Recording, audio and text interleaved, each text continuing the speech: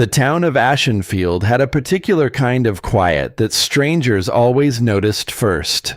Not peaceful, not restful. The kind of quiet that settles into a place after something has been lost and nobody talks about it anymore. The kind that coats the streets like dust and fills the spaces between conversations and sits heavy on the shoulders of people who have learned not to ask certain questions.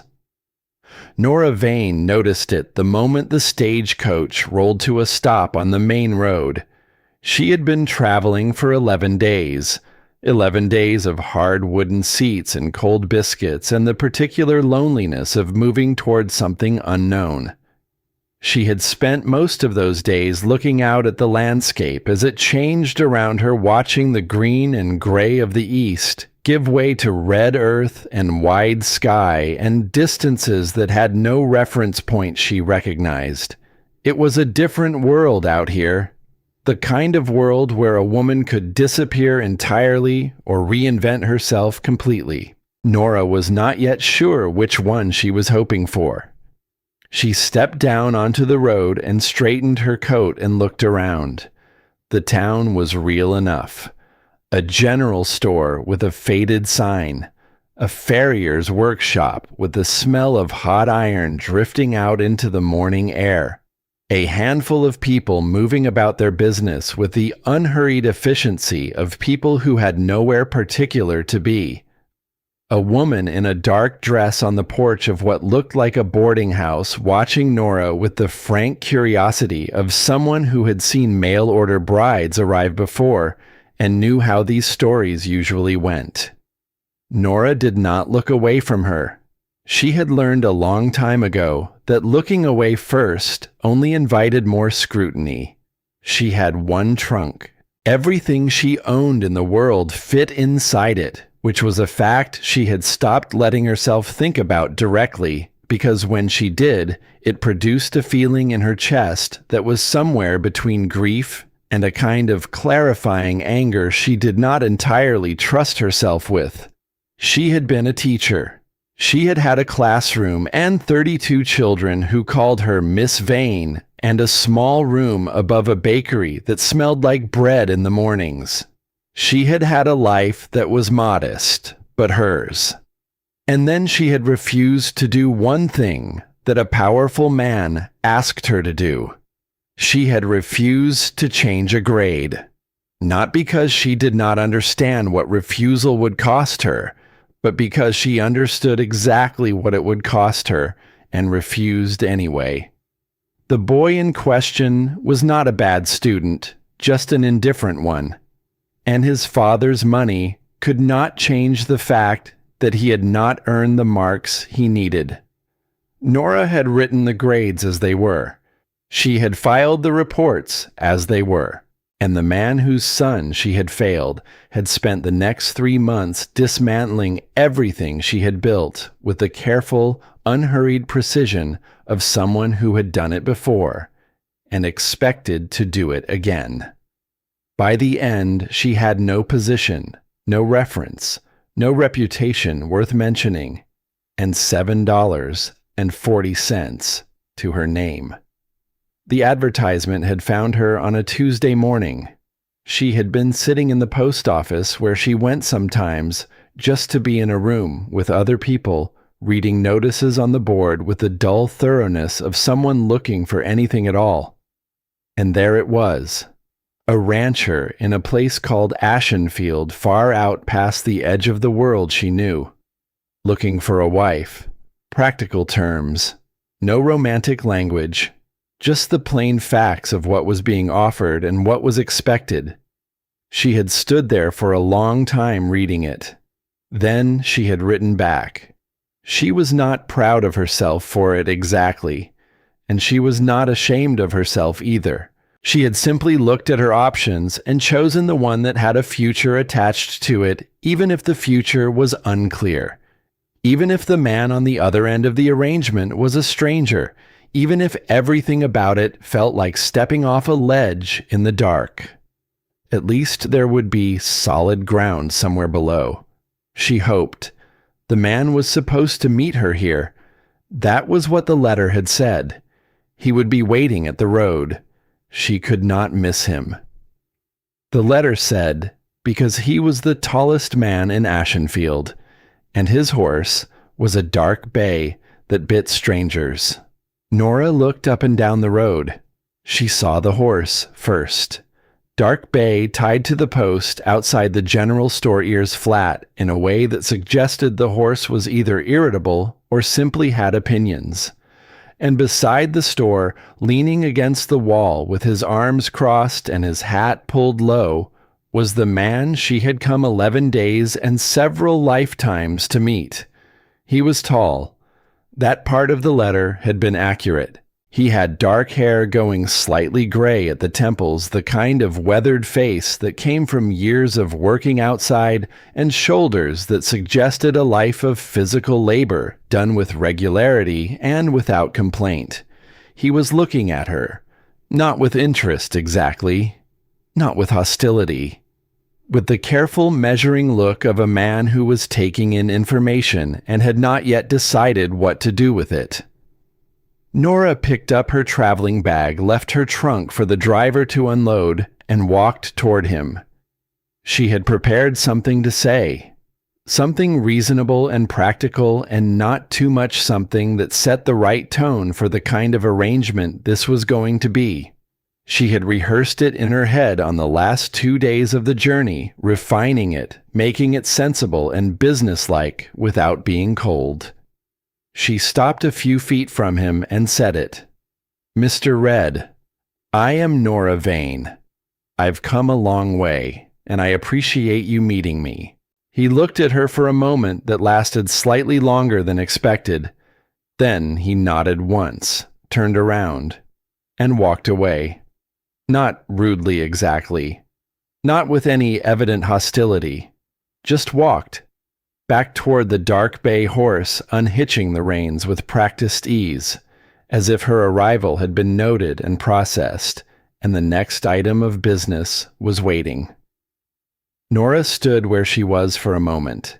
She was not a woman who was easily startled. She had faced down a town councilman who outweighed her by 100 pounds and had the fury of a man who had never been told no in his adult life. She had packed her entire existence into a trunk without crying. She had sat on a stagecoach for 11 days without once asking the driver to turn back, which she had wanted to do approximately every 3 hours. But this, she had not prepared for this.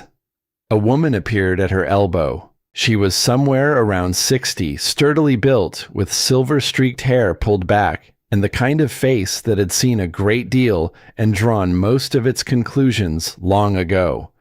She wore a practical dress and an apron with something dried on it that was either clay or yesterday's dinner, and she was looking at Nora with an expression that contained no particular surprise. "He is not being rude," the woman said. "That is the first thing. He is just not speaking." "Not speaking," Nora repeated. "Not to anyone. Not for a while now." The woman glanced toward where Jonah Red had mounted his horse and was waiting with the patience of a man who had nowhere pressing to be just somewhere else to be than here. "My name is Marin. I cook and manage the house at the Red Ranch. He did not send me here, but I knew you were coming today, and I thought someone should say something given that he will not." A pause. "He is not a bad man.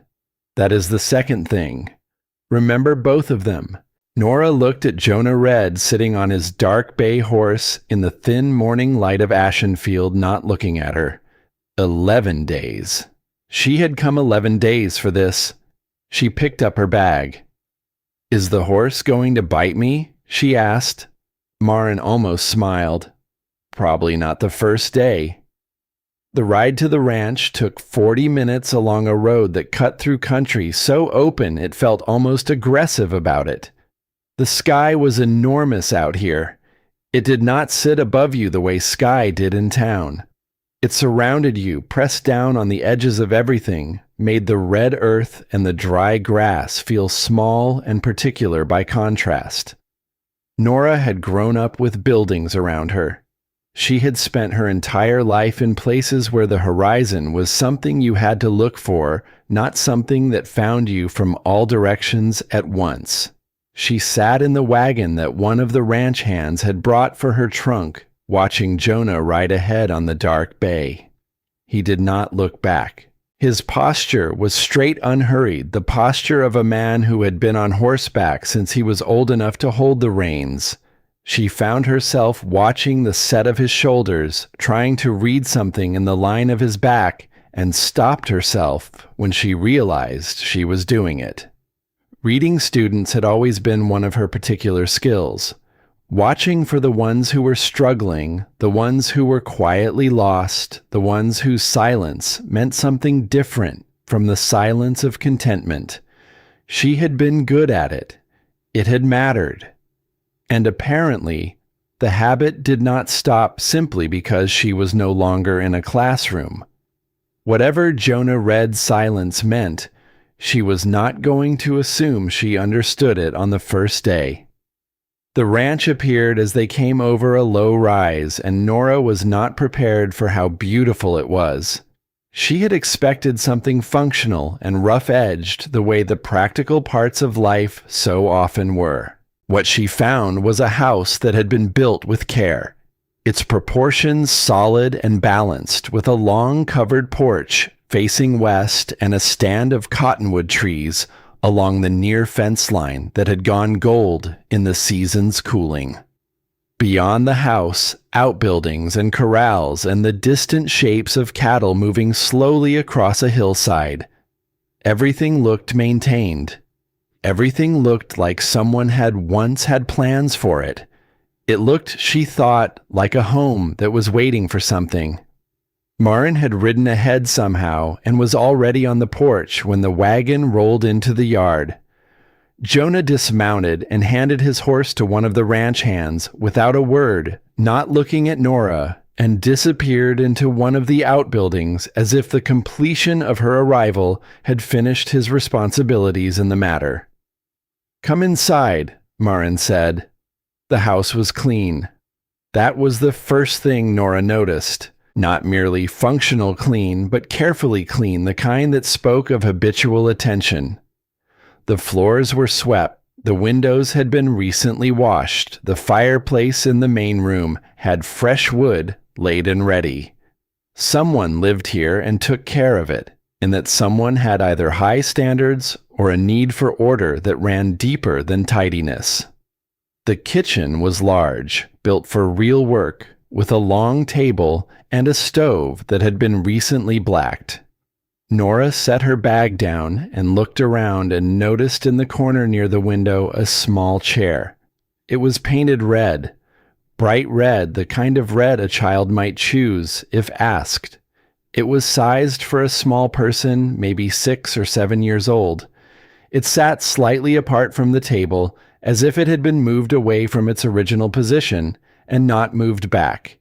And there was something in the stillness around it, the careful not touching of it, that made Nora's chest tighten before she even fully understood why. "Marin," she said. Marin was already at the stove doing something efficient and unavoidable with a pot. She did not look up. "Don't ask about the chair," she said, not unkindly, not harshly. Simply the way you state a fact of geography, the way you tell someone not to lean on a fence you know is rotten. "Not today. Maybe not for a while." Nora looked at the chair for another moment.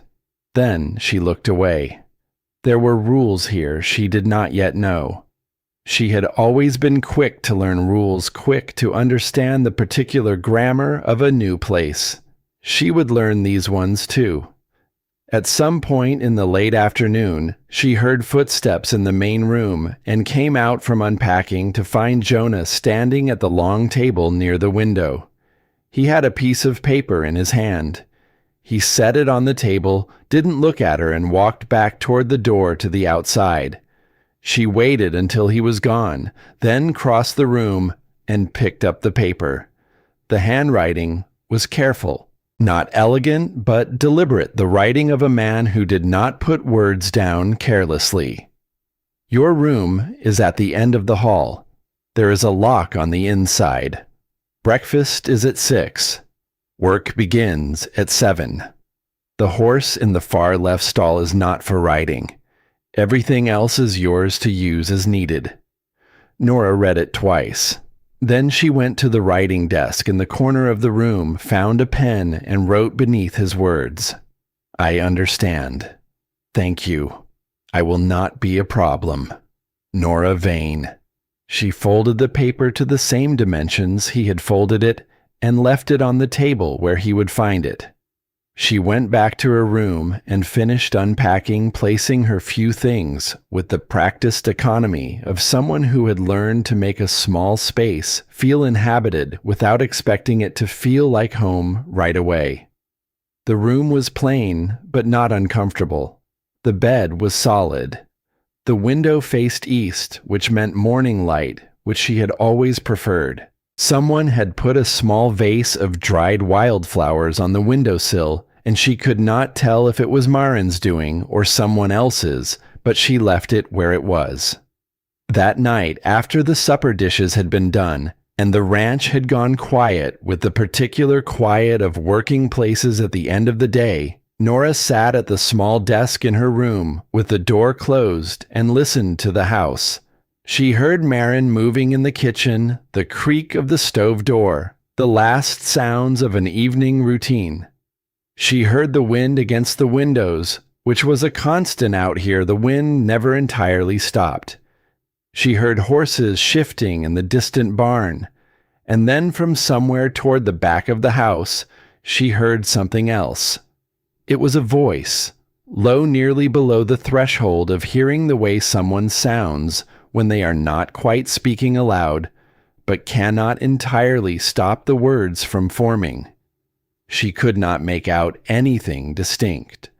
Not words, not sentences.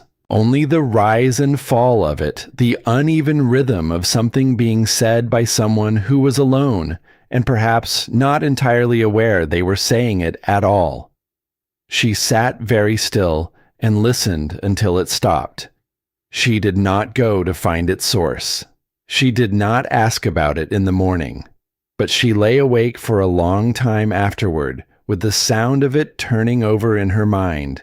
This man, who did not speak to the living, still speaking somehow in the dark. And she thought that whatever had taken his voice from him, it had not taken everything. Something was still in there, still trying to find its way out. She did not know yet what that meant for either of them. She was still thinking about it when she finally fell asleep. The first 3 days established their patterns. Jonah woke before the sun. By the time Nora came into the kitchen at 6, there was already coffee on and the evidence of his passing through, but he was not there. Marin cooked. The ranch hands appeared and disappeared. Jonah moved through the day's work with the focused efficiency of a man who had organized his life to contain as little unnecessary anything as possible.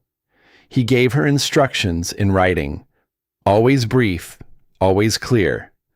Once he left her a list of the household accounts that needed attention with the ledger open to the relevant pages, and she understood from the state of the numbers that no one had truly attended to them in some time.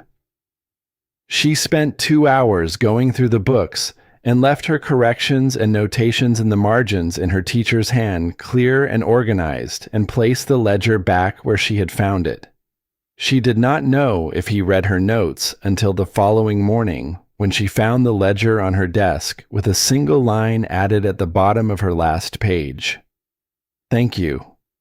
She read it 3 times and told herself it was not as significant as it felt. On the 4th day, she was in the kitchen when Marin sat down across from her at the table with the manner of someone who had made a decision. "Desmond Hale is going to come by," Marin said. "He comes by every few months. He always wants something. He will be polite and his politeness will feel wrong the way food tastes wrong when it has started to turn. Don't tell him anything, and don't ask him anything. You don't need to be rude. Just don't give him anything to hold." "Who is he?" Nora asked. "The most important man in Ashenfield," Marin said. According to himself. She was quiet for a moment.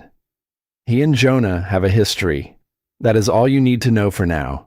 Stay close to the house when he is here." Nora wanted to ask more. She did not. She was learning when questions would be answered and when they would only close a door she had been slowly opening. Hale arrived the following afternoon. He was not what she had imagined. She had been expecting something overtly hard the way villainy often announced itself in plain terms. But Desmond Hale was a man in his early 50s with good clothes and an easy manner, and the kind of face that had been handsome once and still carried the memory of it. He rode a fine horse. He smiled at her when he came through the gate, as if her being there was a pleasant surprise, as if he was genuinely delighted to find the place had a woman in it again. Jonah came out from the barn when he heard the horse. He stood in the yard and looked at Hale and said nothing. Hale dismounted and walked toward him with his hands out, the body language of a man performing openness. "Jonah, good to see the place looking well." He glanced at the house at the kitchen garden Nora had spent the past 2 days organizing back into usefulness at the freshly mended gatepost near the corral. "Someone's been putting in some work. Good to see." Jonah did not respond. He stood where he was, and something about his stillness was different from passivity. It was not the stillness of a man who had nothing to say. It was the stillness of a man who had chosen the terms of this encounter, and holding still was one of them.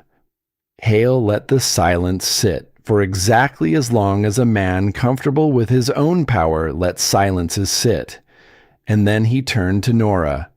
His eyes were pale, and they moved over her with an assessment she recognized the shape of without being able to name it directly. "You must be the new Mrs. Red," he said with a warmth that did not reach the pale eyes. "Or soon to be." "Miss Vane," Nora said. "For now." "Of course." He smiled. "Ashenfield can be hard on newcomers.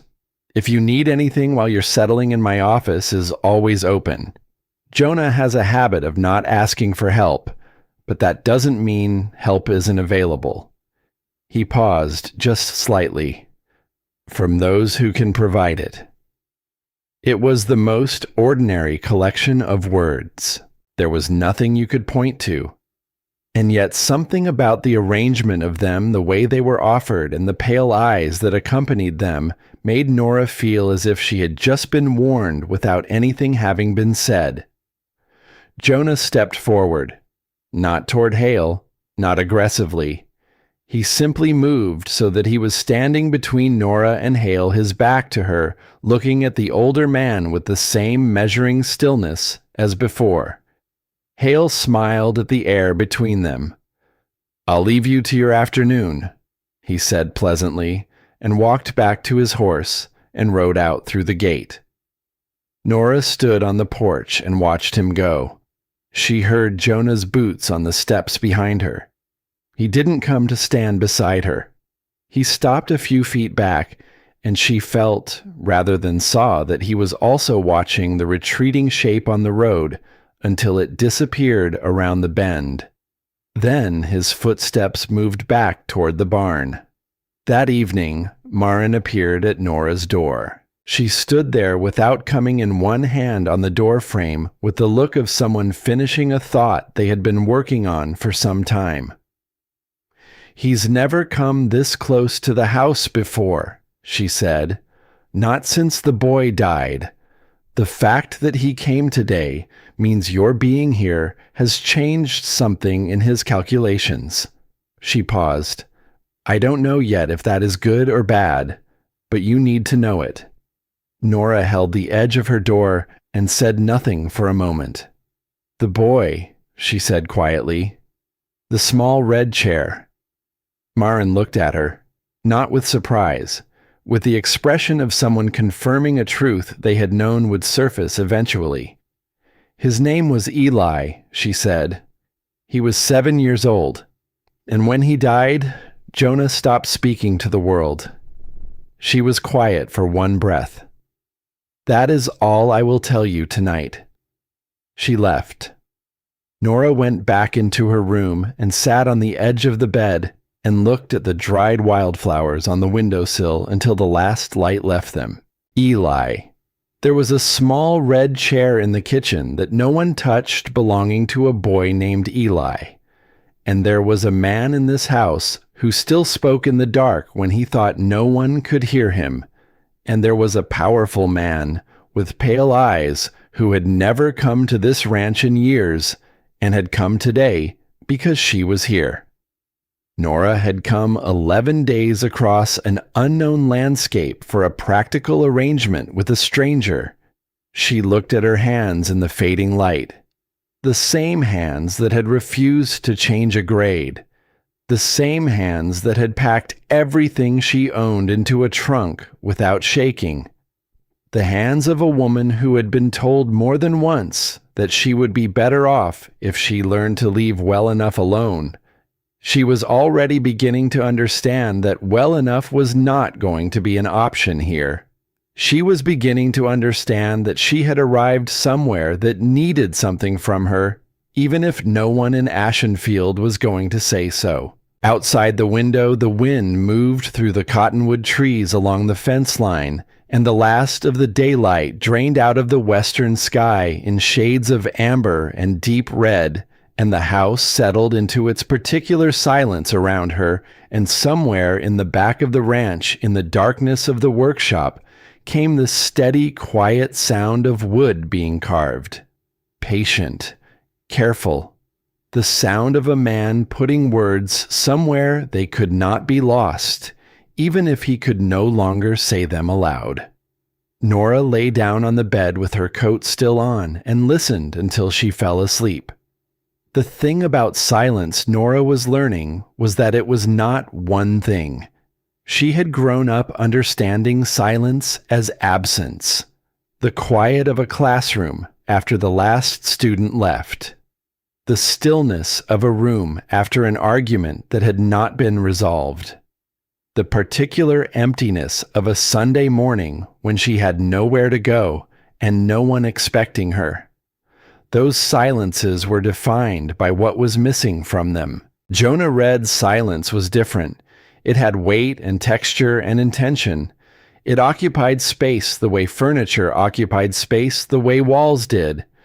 You did not walk through it without knowing it was there.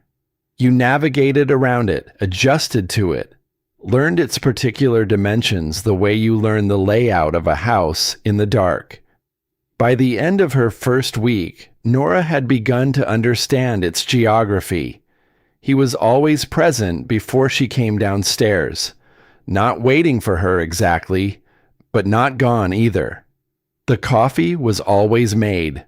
The stove was always going. Once she came down earlier than usual, just as the sky was beginning to lighten from black to deep gray, and she found him at the kitchen table with his hands wrapped around a cup looking at the window, and for one unguarded moment before he heard her on the stairs, his face was the face of a man enduring something rather than doing something. Then he heard her step, and the expression settled back into the careful neutral that she had come to understand was his habitual public face. She said, "Good morning." He nodded and pushed back from the table and went outside. She poured her coffee and sat in the chair he had been sitting in, still warm from him, and watched the light come up over the eastern ridge, and did not let herself think too hard about what she had seen in his face before he knew she was there. The work of the ranch organized itself around her in ways she had not anticipated. She had expected coming into this arrangement to occupy a domestic role with clear edges. Cooking, mending, keeping the house. the practical terms of a practical agreement. What she found instead was a household that had been running on functional minimums for long enough that there was a great deal more to do than anyone had been doing. The kitchen garden had been the first thing she addressed because the state of it was a small problem she could solve without asking anyone's permission or understanding the full context of anything. It had been planted once well with evident care and knowledge, but allowed to go largely untended through the recent seasons. The beds were still good, the soil still workable. She spent 3 mornings pulling it back into order, learning its original logic as she went, and by the end of the 3rd morning, she had a clear picture of what it had been and what it could be again with attention. On the 4th morning, she found a new hoe leaning against the garden gate. It had not been there the night before. It was a good one, the right weight for the work, the handle worn smooth from previous use, but the blade recently sharpened. She ran her thumb along the edge and looked toward the barn, and then went back to work. She did not say anything. Neither did he. But something shifted in the quality of his morning nod when she came downstairs, a fractional change that she noted and filed away carefully the way she used to file away the small improvements of students who were beginning to trust that the classroom was a safe place. The ranch hands were 3 in number. They lived in a bunkhouse set back from the main buildings, and they went about their work with the self-contained efficiency of men who had long since established their routines. They were polite to her in the manner of men who had been raised to be polite to women, and were not entirely sure what category she fell into. The oldest one, a weathered man named Gus, who had been on the ranch longer than the other 2 combined, watched her with the particular attentiveness of someone taking careful measurements. It was Gus who had the boy on the ranch, Pip. Nora encountered him first on a Wednesday morning sitting on a fence post near the corral with a stick and a piece of leather trying to scratch letters into the leather surface with the serious concentration of someone who has been told letters exist but has not yet been given formal introduction to them. He was 6 years old, maybe 7, with red-brown hair that needed cutting and the kind of freckles that covered everything. His father worked the cattle. His mother had died of a fever 2 winters back, according to Marin, who delivered this information in the same tone she used to report that the western pasture fence needed attention. A fact. A hard one. The kind that doesn't stop being true, no matter how quietly you say it. "What are you making?" Nora asked him. He looked up without any of the shyness some children performed for adults they didn't know. "Letters," he said. "Pa says letters are useful." "They are," she agreed. "Do you know any of them?" "P," he said confidently. "That's mine. And I know A because it's at the start." She sat on the fence beside him and took the stick from his hand and scratched a careful P into a clear patch of the leather. Then she scratched an I beside it. "That's how your name starts," she said. "P.I. What sounds do those make?" He stared at them with the focused seriousness of a child who has been waiting for this information without knowing he was waiting. "Puh," he said slowly. "I. Together. Pie." His face did something that children's faces do when a thing they have been reaching for suddenly becomes reachable. "That's my name. Part of it." She spent an hour with him that morning, working through the remaining letters of his name with the unhurried patience she had developed over a decade of helping children find something that felt impossibly large become something manageable, then familiar, then owned. Pip was quick and unself-conscious, willing to be wrong and try again, which were the 2 qualities that made the difference between a child who learned and one who didn't. By the end of the hour, he could scratch all 3 remaining letters from memory and say each one aloud with confidence. When she finally stood up to go back to the house, she noticed that Jonah had come out of the barn at some point in the past hour and was standing by the far fence post doing something that involved a length of rope and not very much of his attention. She could not have said with certainty how long he had been there, or whether he had been watching, but the rope did not appear to be going anywhere, and his hands had gone still. She did not look at him directly. She went inside. That evening there was a piece of paper on the table, his handwriting as always, shorter than usual. The tack room has a window seat with good light if the boy needs somewhere to sit. She read it and set it down and went to find a pen. Underneath his words, she wrote, "We'll use it tomorrow." She folded it and left it where he would find it and went upstairs, and she was almost at the top of the stairs before she caught herself smiling and had to stop for a moment and determine how she felt about that. She felt fine about it. That was the troubling part. The library was a small room off the main hallway that she had not entered until the second week, uncertain whether it was a space she had claimed to. The door was never locked, but it was always closed, and closed doors in this house carried a different weight than they would have elsewhere. She finally pushed it open on a rainy afternoon when there was nothing pressing in the kitchen and the rain was making the garden inaccessible, and she had run out of reasonable excuses to stay out of it. It was a modest collection, practical books and a few that weren't the kind of shelf that had been assembled gradually and personally rather than bought all at once for appearance. She was moving along the spines when she found it on the lowest shelf, tucked between a guide to cattle management and a surveying manual, a small book that was clearly older than its neighbors. The cover was worn to softness at the corners, the kind of worn that came from many hands over a long time. She pulled it out. A primer. A child's alphabet book, the kind used in the earliest days of teaching reading. Inside the front cover in handwriting she recognized now as Jonah's, but slightly looser the way handwriting is when the feeling behind it overrides the habit of control. For my son, so that he may learn to read his own name. Below it, in smaller letters, Eli. She stood there with the book open in her hands for a long time. The rain moved against the windows in waves, rising and falling. She thought about the small red chair in the kitchen.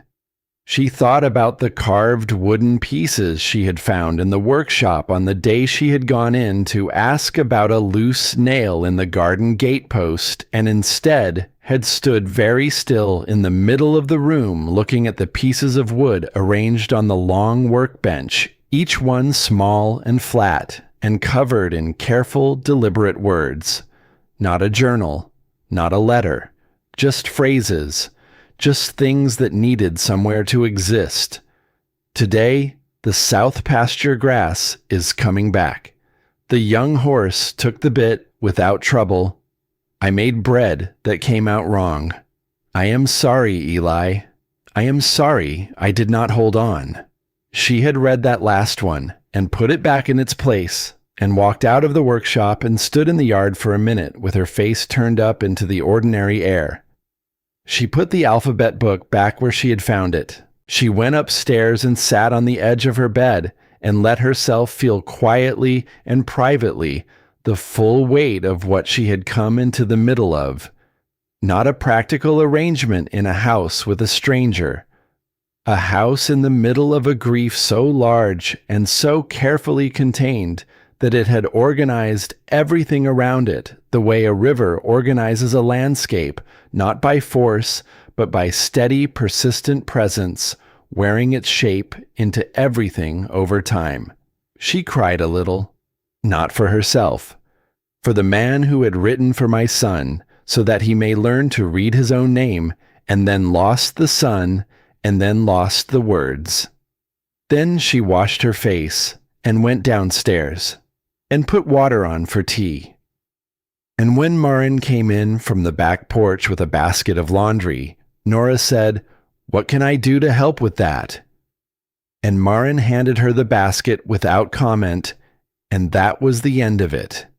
The injury happened on a Thursday. Nora heard it before she saw it, a sharp sound from the direction of the North Corral, followed by shouting and the particular kind of silence that follows something going wrong. She came out of the kitchen at a walk that became a run when she saw the cluster of men standing over someone on the ground near the gate. It was one of the hands a young man named Farrell, who was 20 and optimistic and had been trying to move a newly acquired steer into the pen without adequate help. The steer had objected. Farrell's arm had come off the worse for the disagreement. He was conscious, sitting up, but his forearm was bleeding in the focused and serious way that indicated something more than surface, and his face was the gray-white color of a person in real pain trying to maintain dignity. The other men stood around him doing the thing that men sometimes do in a medical emergency, which was to be present in a physical sense while contributing little else. Nora pushed through them without asking permission. "Someone get clean cloth," she said. "Not the barn rags. From the kitchen, the stack on the second shelf left of the stove. Now." She did not raise her voice. She did not need to.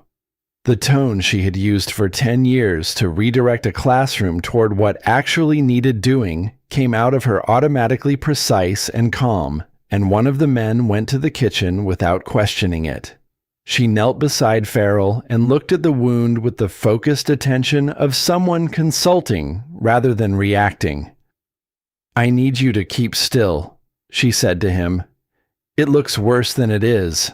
Hold it against your body like this." She demonstrated. "Press, don't grip." "Good." She had learned wound care from her mother, who had learned it from necessity, who had passed it on to Nora with the same pragmatic thoroughness she applied to everything worth knowing. It was not formal training. It was the kind of knowledge that got acquired in places where the nearest real help was a day's ride away, and someone had to know something. She had used it less than a dozen times in her adult life. Her hands remembered it without hesitation. The cloth arrived. She worked quickly, efficiently, talking Farrell through it in the steady voice she would have used to walk a student through a difficult problem, present and clear and entirely unimpressed by the possibility of panic. When it was done, and Farrell was sitting up with proper color returning to his face, she became aware that the small circle of men had expanded. Jonah was there. He had come from somewhere, the barn probably, and he was standing just outside the loose ring of people watching her work. She noticed him the way you notice a change in the quality of the light without looking directly at it. She stood up, dusted her knees, told Gus to make sure Farrell rested the arm for the remainder of the day and to come find her if the color of the skin around the wound changed. Gus nodded. The other men dispersed. Farrell said something grateful and a little embarrassed. Nora turned to go back to the kitchen. She felt it first, a hand on her shoulder, not gripping, just present. The weight of a large hand resting for one deliberate moment on her shoulder, and then it was gone. She stopped walking, stood still for a second. Then she kept walking because if she turned around, she did not know what her face might do. Inside the kitchen, she stood at the sink and ran cold water over her hands for much longer than was necessary, and looked at the grain of the wooden countertop, and thought carefully about nothing in particular until she was certain her face had returned to its default. When she went back out, Jonah was gone. But that evening, there was a piece of paper on the table in his handwriting, and it said only, "You were steady." I noticed. She stared at it for a long time. She wrote nothing beneath it. She simply folded it and took it upstairs and put it in the small wooden box where she kept the things that mattered. The afternoon that Hale's man came was an ordinary one. Nora was in the garden. Jonah was somewhere in the direction of the north pasture. The man who came through the gate was not Hale himself, but carried Hale's manner in the slightly too easy way he moved the way of someone performing on behalf of a confidence that did not quite belong to him. He asked for Jonah. Nora told him where he might find him. He nodded and went toward the pasture, and she went back to what she was doing, and she was just at the point of stopping to stretch her back when she saw them at the fence line. The man talking, Jonah not. The familiar geometry of someone directing words at Jonah and Jonah declining to receive them on the terms being offered. She could not hear what was being said. She could see the angle of the man's body, the performed casualness of it, and she could see Jonah still not giving an inch in any direction, and she watched the shape of the conversation without its content and understood enough. The man eventually left. He passed through the yard again, and she happened to be near the gate, and he paused just slightly, the practiced pause of someone who wants to give the impression of an afterthought. "Mr. Hale is a patient man," he said, pleasantly, "but patient men have limits. You might consider that being new here." He kept walking. She watched him ride out through the gate. She turned to find Jonah had come into the yard and was standing near the water trough, watching the road. She walked toward the barn to give him whatever space was reasonable, and as she passed within a few feet of him, she glanced over and saw what she had seen once before in the kitchen in the early morning, that unguarded thing on his face that was gone the moment he was aware of being seen. His hands were at his sides, and one of them, the right one, had closed slowly into a fist, and then slowly opened again. Deliberate. The action of a man reminding himself of something. She did not stop walking. She went into the barn and found something to occupy herself with among the gear hanging on the near wall, and stayed there long enough for the moment to pass. That evening, the paper on the table was longer than usual.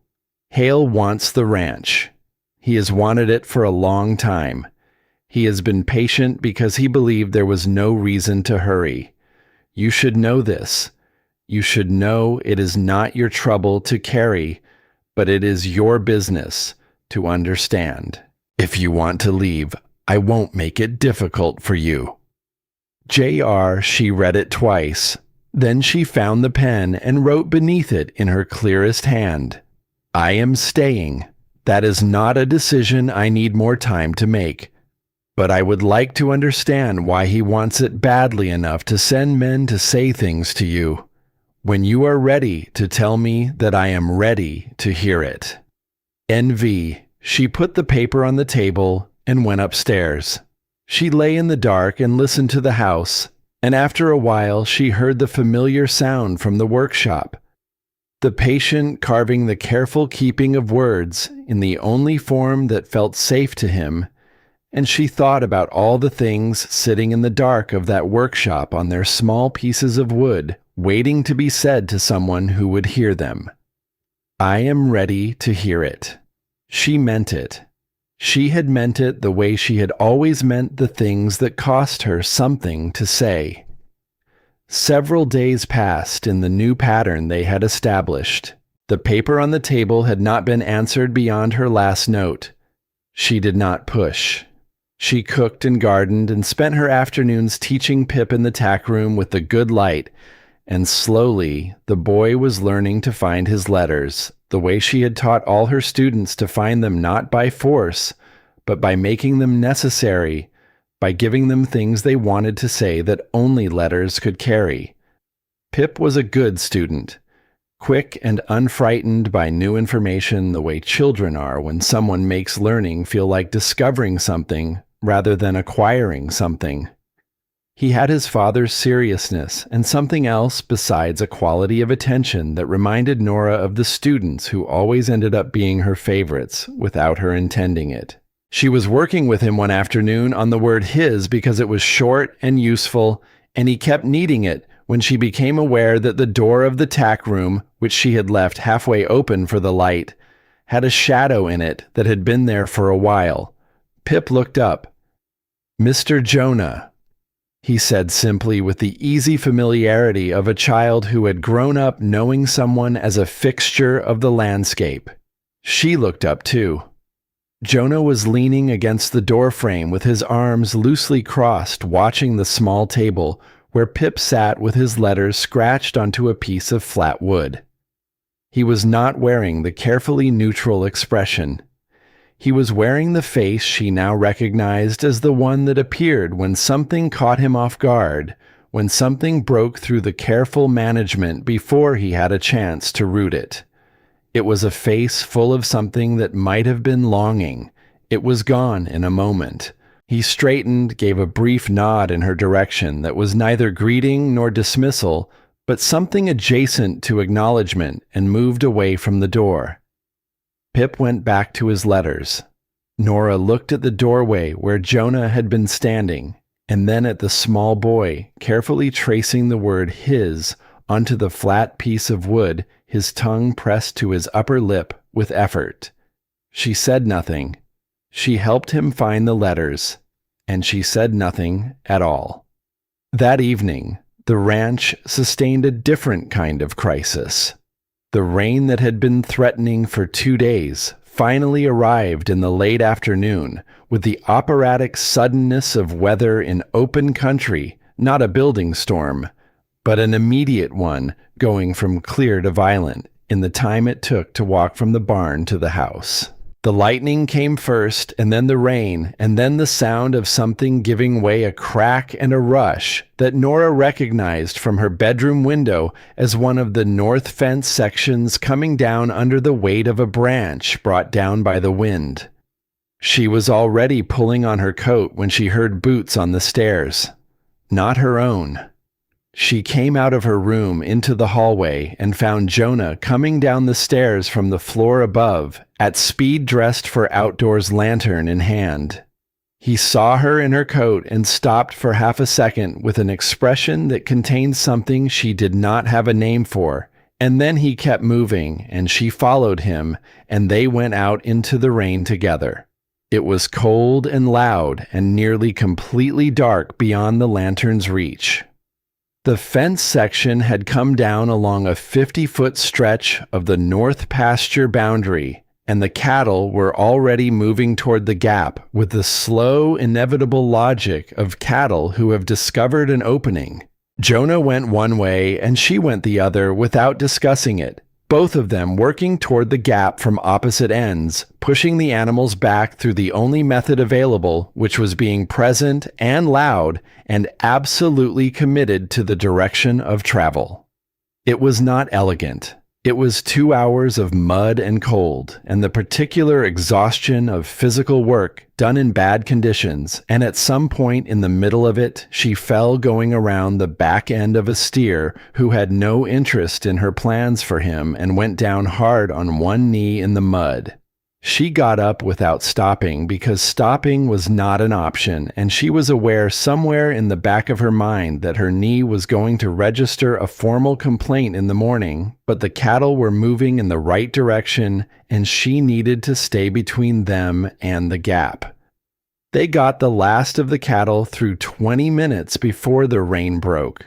She stood in the mud at the edge of the repaired gap, holding the temporary barrier that would last the night, and Jonah was 6 feet away, doing the same thing, and neither of them spoke, and the rain stopped, and the silence that followed was the clean kind, the kind that comes after effort rather than absence. She became aware that she was shaking, not dramatically. The small, persistent shaking of a body that has been cold and working, and is now neither and does not know yet how to stop. She heard movement beside her. Jonah was there. He did not say anything. He took off his outer coat, the heavy canvas one he wore for outdoor work, and placed it around her shoulders with the matter-of-fact efficiency of someone doing what needs doing. It was still warm from him. She pulled it around herself and said nothing, and they walked back to the house in the dark. At the kitchen door, he held it open for her. She stepped inside into the warmth, turned back to return the coat. He was looking at her in the way he had in the tack room doorway, the unmanaged way. But it was different now, or she was seeing more of it. It was not just the longing she had identified before. It was something more immediate, something that looked from where she was standing remarkably like the expression of a person remembering that the world still contains things worth looking at. She handed him the coat. "Thank you," she said, "for the coat, for the fence, for all of it." He looked at the coat in his hands. Then he looked at her.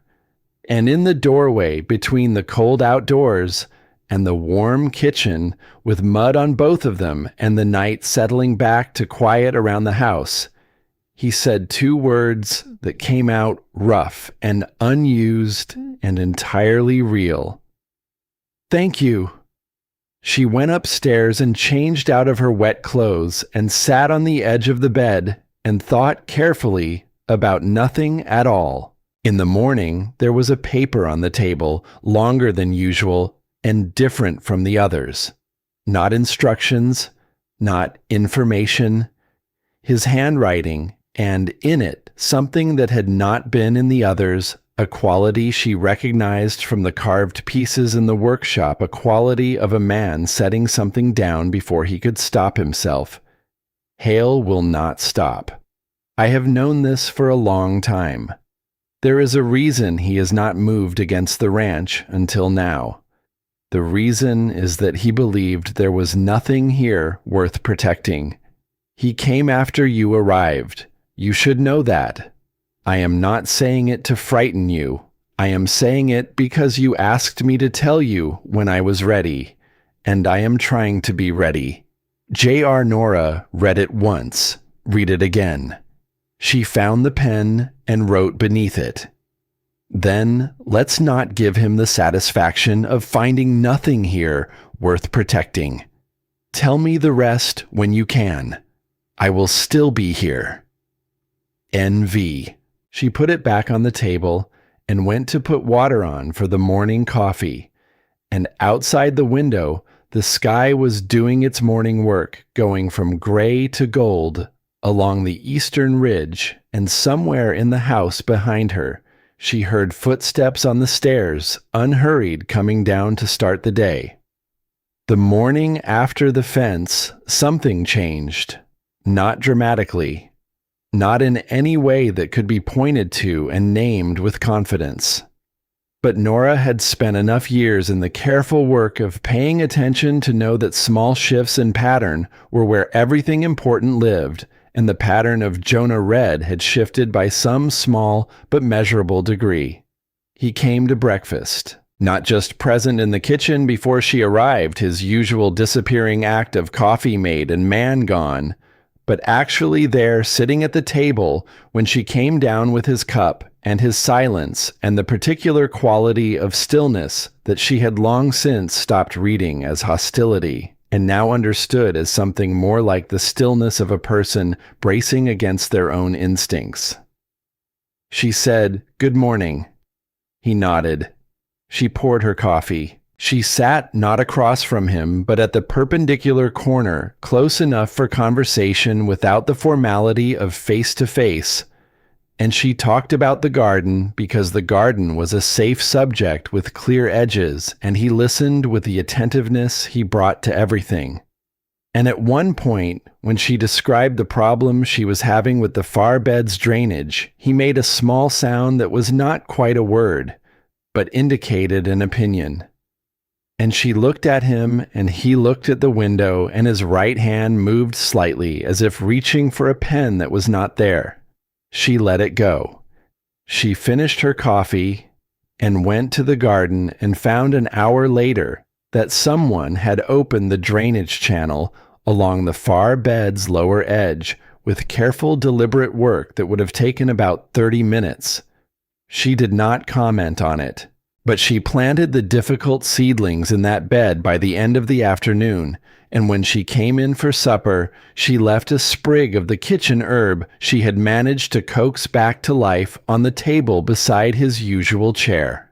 No note, just the sprig. He was already in from the barn when she went upstairs that evening, and she heard from the direction of the kitchen the faint sound of someone picking up a small thing from a table. This was how it went between them now. A grammar without words, a conversation in objects and timing and the small evidences of attention paid. She brought it to the table, and he answered it, and occasionally she found something on the windowsill or on her desk that was a response in kind, a practical thing made or repaired or simply placed where she would find it carrying the weight of something that could not yet be said directly. She understood it. She had spent a decade teaching children who did not have words for what they needed, and the skill of reading the communication underneath the communication was not one that left you when you stopped being a teacher. If anything, it had deepened in her the capacity to hear the thing being said in the space around the words, the real sentence living just beneath the spoken one. Jonah Red was the most fluent speaker she had ever met who never spoke, and she was beginning quietly, and without announcing it to herself, to find this both the saddest and the most remarkable thing she had ever encountered. The day she went back to the workshop, it was not by accident. She had been thinking about it since the first time, since she had stood in the middle of the room reading the small carved pieces, and then left without touching anything.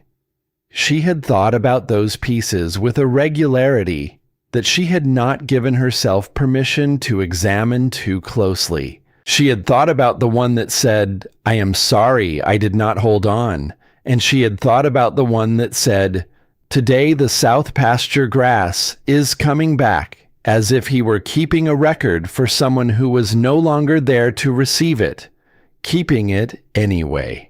She went on a weekday afternoon when the ranch hands were far out in the north pasture, and Marin was in town, and Jonah was according to the morning's pattern somewhere between the barn and the south fence line. She told herself she was looking for a tool she needed for the garden, the nail she had mentioned as a reason the last time, a reasonable story. She pushed open the workshop door and stood in the familiar smell of sawdust and linseed oil and whatever Jonah used on the tools to keep them from rusting. The bench was long. The tools hung in their places with the organized precision of a man who thought spatially and valued order, but it was the shelves along the near wall that held what she had come for without admitting she had come for them. There were more pieces than she had seen the first time, or she was seeing them differently, the way you see a bookshelf differently when you start to understand the logic of how it was organized. They were arranged in no particular order that she could discern, not by size or date or subject, just present placed their small surfaces covered in his deliberate lettering. She did not read them all. She was not trying to consume him. She was trying to understand the shape of something without taking it apart. She read a few. She read the one that said, "The young horse ate from my hand today," without flinching. She read the one that said, "I have been thinking that you would have liked her if you had known her." She stopped at that one and read it twice and set it carefully back in its place. She stood for a long time looking at the empty piece of wood at the end of the row, smooth, unshaped, waiting. She looked around the bench for a tool she could use, found a small carving implement near the back thin enough for letters, found a piece of the same flat wood among the scraps in the bin below the bench. She sat on the stool and she made the letters carefully, with more care than anything she had written on paper in a long time, pressing each one into the wood with slow, deliberate pressure. "I hear you." She looked at it when she was done. The letters were not as clean as his. Her hands were not trained for this kind of work, but the letters were legible, and they were true. And she set the piece on the shelf at the end of the row where the empty one had been, and then she picked up the nail she needed from the jar on the left side of the bench, and she went back to the garden. She was in the kitchen making supper when she heard the workshop door open and close. She kept cooking. The sound of the door did not come again for a long time. She cooked, and the evening light moved across the floor, and the food came together on the stove. And she did not move from the kitchen, and she did not go to look. When Jonah came in for supper, he was carrying the piece of wood she had made. He set it on the table, not with force, gently, and she looked at it and saw that on the other side, the side she had left blank, he had carved 4 words in his careful lettering. "I know you do." She looked at the words for long enough that she was certain of what she was feeling.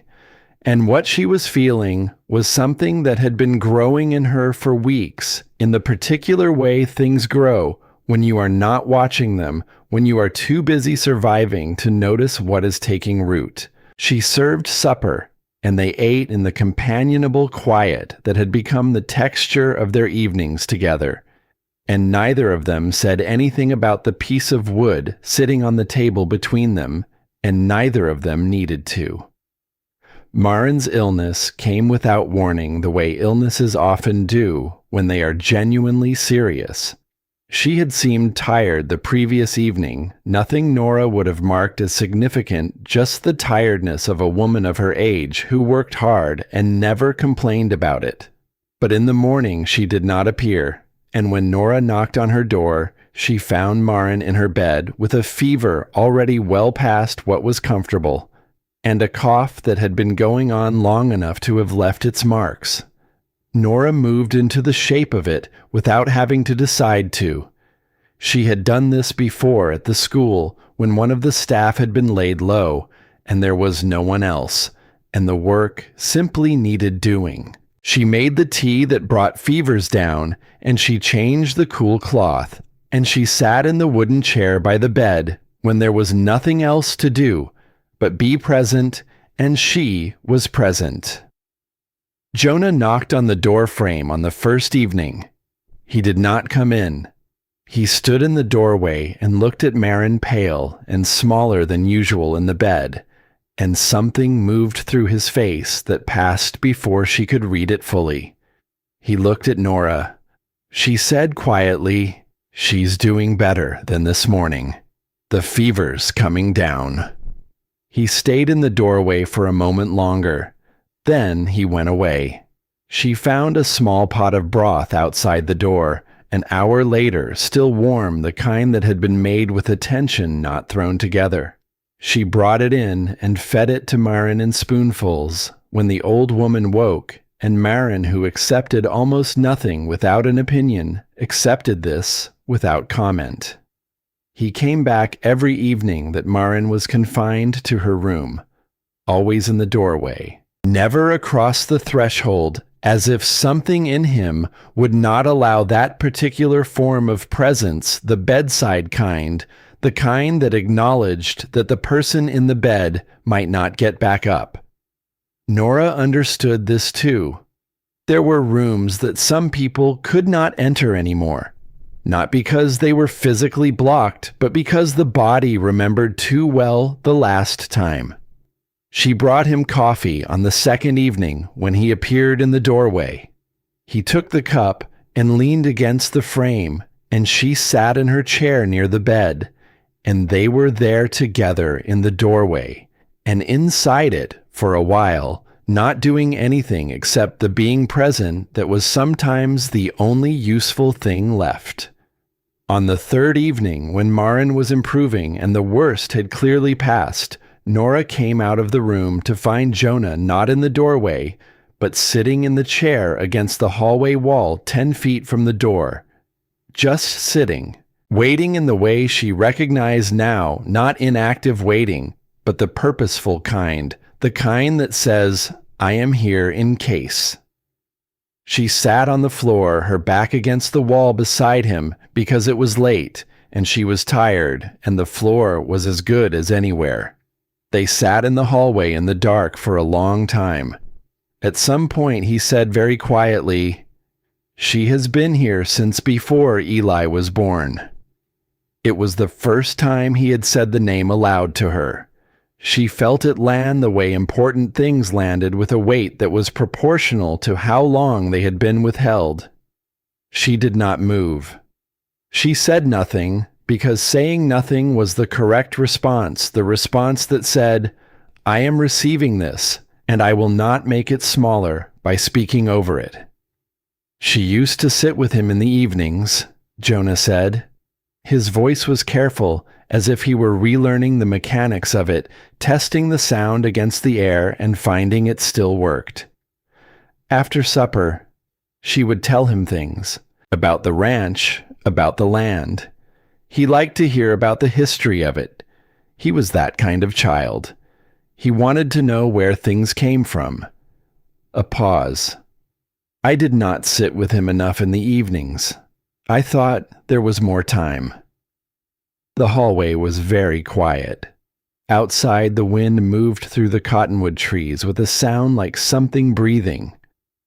"He sounds like he was wonderful," Nora said. The silence that followed was long, and it was full, the kind of silence that is full rather than empty, the kind that holds something rather than nothing. "He was everything," Jonah said. And then he said nothing else for a very long time, and she did not require him to. When Marin was recovered and moving through the kitchen again with her habitual efficiency, something settled over the ranch that was different from what had been there before. Not resolved, nothing was resolved, but shifted. The way the air shifts after a storm that has passed, cleaner and colder, and carrying a different quality of possibility. Nora kept talking to Jonah in the way she had developed over the weeks, the way of talking that did not require response, that offered itself without condition.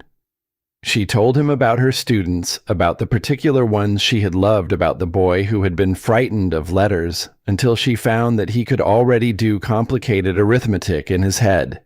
And they had worked backward, from that to the words. She told him about her mother, who had been a practical woman with a gift for growing things in difficult soil. She told him about the day she had refused to change the grade, the exact feeling of it, the way her hand had gone still over the paper, and she had understood clearly and without drama that she was going to do the thing that would cost her everything, and she was going to do it anyway. It was not courage, she said one evening when they were on the porch after supper with the last of the daylight going red over the western ridge. I want to be clear about that. It was not some noble decision. I was just not willing to be the kind of person who did the other thing. That was all.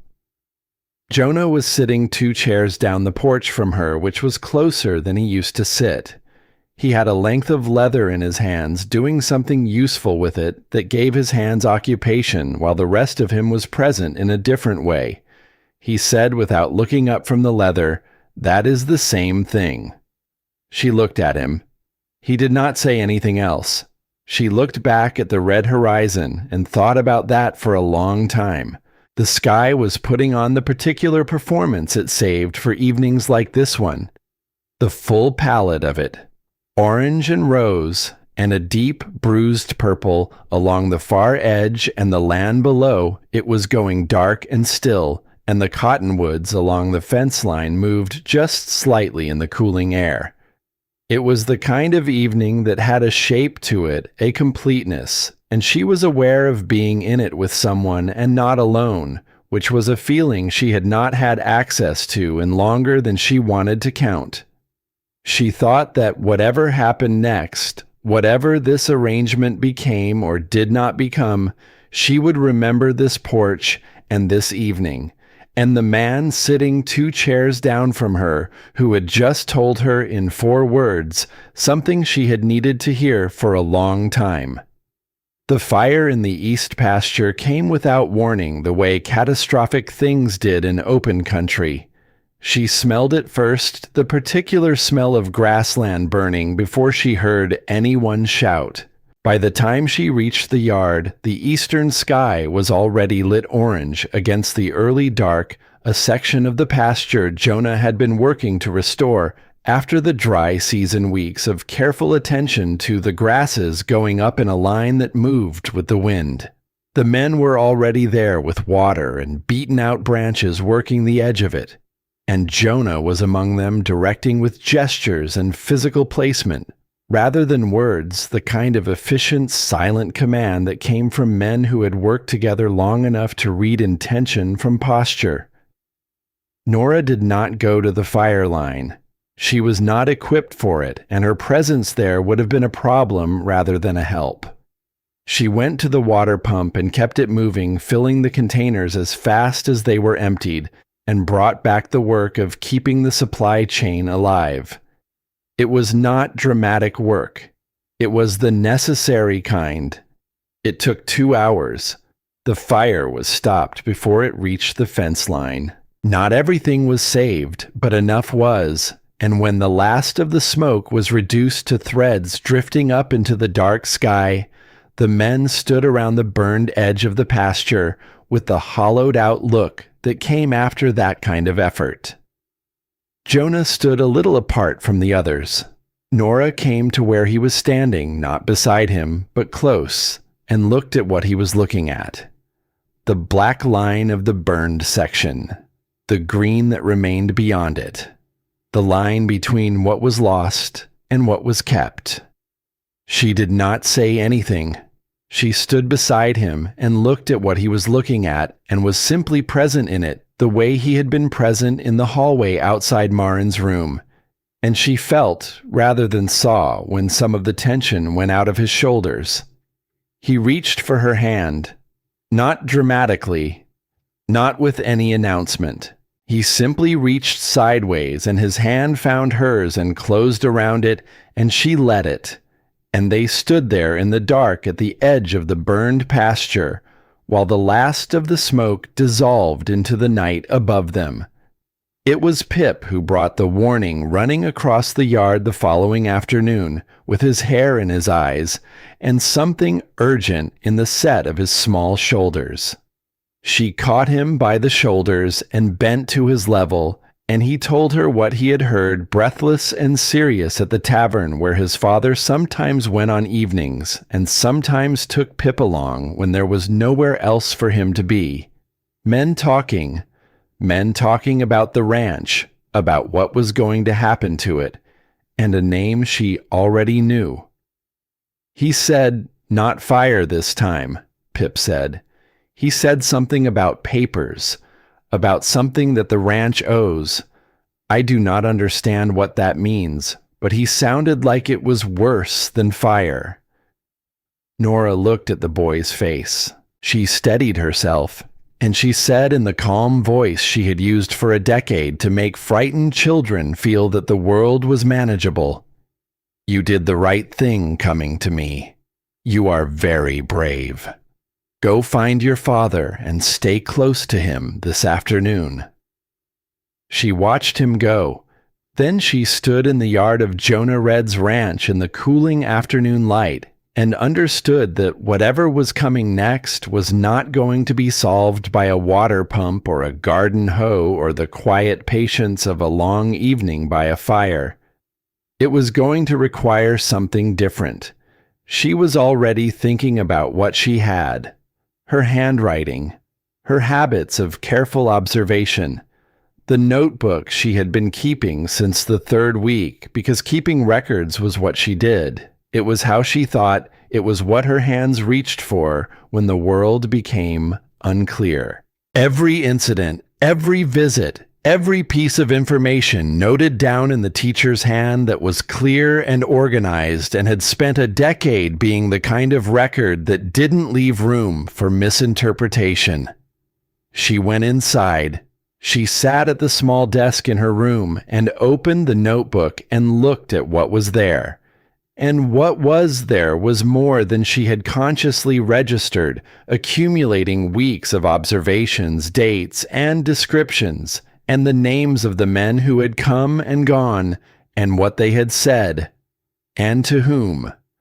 The record of a person who had been watching carefully from the beginning, because watching carefully was simply what she did. She closed the notebook.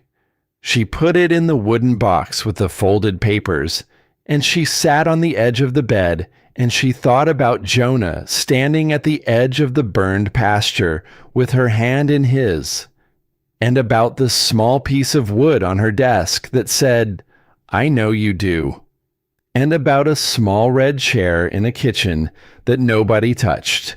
She thought about all of it, and she made her decisions. Downstairs from the direction of the workshop came the sound of carving, patient, deliberate. A man putting words somewhere. They could not be lost. She understood now more than she had in the beginning what that sounded like. It sounded like a man who still had things to say even when he had stopped believing anyone was listening. She was listening, and in the morning she was going to begin doing what needed to be done. The document arrived on a Tuesday morning, delivered by a man Nora had not seen before, riding a horse too fine for the errand he was running. He did not ask for Jonah. He asked for the property holder of the Red Ranch, and when Nora said that she would take whatever he had brought, he looked at her with the practiced neutrality of someone paid to deliver bad news without carrying it, and he handed over an envelope sealed with wax and rode back the way he had come without waiting for a response. She held it for a moment, feeling its weight. Then she went inside and set it on the table and went to find Jonah. He was in the far barn working on a length of harness with the focused efficiency she had come to recognize as his default mode, the way some people filled silence with talk and others filled it with work. He looked up when she came in. She held up the envelope without speaking. Something in her face must have told him what kind of envelope it was, because he set down the harness and came to her and took it and opened it with the careful hands of someone who has been expecting something like this and has spent some time preparing himself for the specific weight of its arrival. She watched him read it. She was good at reading faces while they read. She had spent years watching children encounter information for the first time, watching the particular sequence of understanding. And Jonah's face moved through something similar, only compressed and controlled, in the way adult faces were the expressions flickering through too fast to catch fully, but present nonetheless. Comprehension first. Then something darker. Then the long settling of a man putting his feelings somewhere below the surface and replacing them with the measured expression that passed for his public face. He set the document on the workbench. She picked it up and read it herself. The language was formal and dense, the kind of language designed to make simple things difficult to understand. But Nora had grown up reading documents that were designed to obscure their own meaning, had learned early that the thing worth finding was usually buried in the middle, where most people stopped paying attention. She found it in the third paragraph. A debt. A transfer of that debt from its original holder to a new one. A timeline for repayment that had already, by the terms of the document, begun. And at the bottom, in the signature line for the new holding party, a name she already knew. Desmond Hale. She set the document back on the workbench. "How much time?" she said. It was not a question exactly. More the first step of a calculation. Jonah held up 3 fingers. 30 days. He nodded. She looked at the document and then at her hands, and then at the barn wall and the tools hanging on it in their organized rows, each one in its place. The evidence of a man who had built a careful order around himself because the disorder inside was already as much as he could manage. "Is it payable?" she said. "If the money could be found." He looked at her with an expression that contained the answer before he gave it the look of a man who has already run the numbers many times. He turned back to the workbench and picked up a short piece of wood and a carving tool and wrote quickly, more quickly than his usual careful carving, in larger letters, "Not in 30 days." She looked at those 4 words for a long moment. "Then it is not about the debt," she said. "It was never about the debt." He looked at her. His jaw tightened slightly, the smallest movement, the kind you would miss if you were not watching for it. "No," he said. The word came out rough and short, as if the agreement was too large to carry any more words than that. She picked up the document and folded it along its original creases and put it in her apron pocket. He watched her do this, but did not stop her. She went back to the house.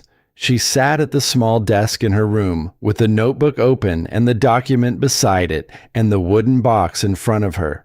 She worked for a long time in the quiet of the afternoon, going through the notebook's pages with the systematic thoroughness she brought to problems that required it, the same way she had once prepared lessons, the same way she had once organized arguments against people who had more power than she did, and expected that power to be sufficient.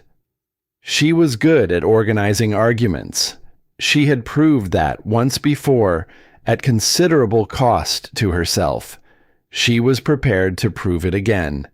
When she came downstairs for supper, she found Jonah already at the table, not eating, but sitting with his hands flat on the surface, and his eyes on the window in the posture of a man who has been sitting in one position long enough that the position has stopped being a choice and become a symptom. She put food on the table. She sat. She told him what she intended to do. She intended to go and see Aldous Webb. He looked at her immediately and sharply, the sharp look he used when something alarmed him, which was not often. She said, "I know what you're going to say, or what you would say, that it won't help, that Webb has his own arrangements with Hale, that my word will not carry weight." She paused. "But I have more than my word. I have been keeping a record since the first month. Every incident, every visit, every threat that was delivered as something else, names, descriptions, what was said, corroborated by Gus and by Marin and by Farrell, who is 20 years old and optimistic but knows what he saw." Jonah stared at her. "I have been a teacher for 10 years, she said. "The one thing I know how to do is document." Something moved through his face. It was not simple. It was the complicated expression of a man being confronted with the possibility that the thing he had believed was unfixable might not be entirely unfixable, which was in some ways more difficult to absorb than despair, because despair at least had a stable shape, and this did not. He picked up the carving tool that was always near him at the table now habit, and he wrote on the edge of the worn wood of the table's surface, which she had noticed he sometimes used as a kind of rough draft, "He will not listen. He has no reason to." "He might," Nora said, "if I give him one." He looked at the table. He looked at her. He wrote, "Do not go alone." "I know," she said, "but I need to go." He did not write anything else.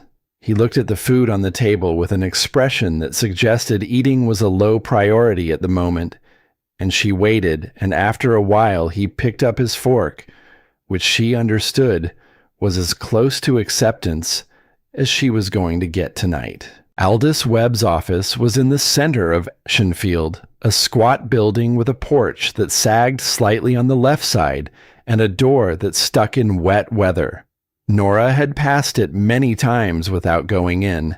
She went in the following morning.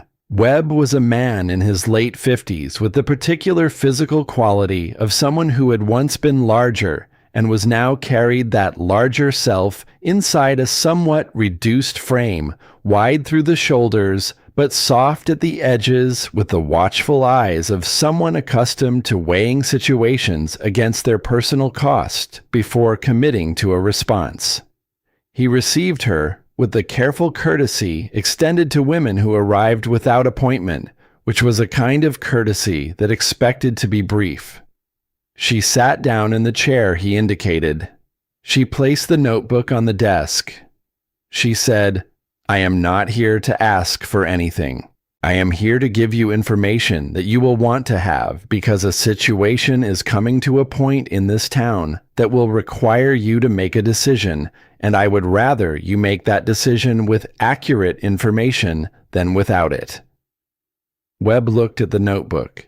He looked at her.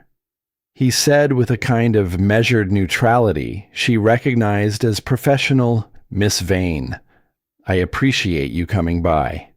But you have been in Ashenfield a short time, and the matters you are likely referring to have a history that goes back considerably further. I would be careful about the confidence with which you approach."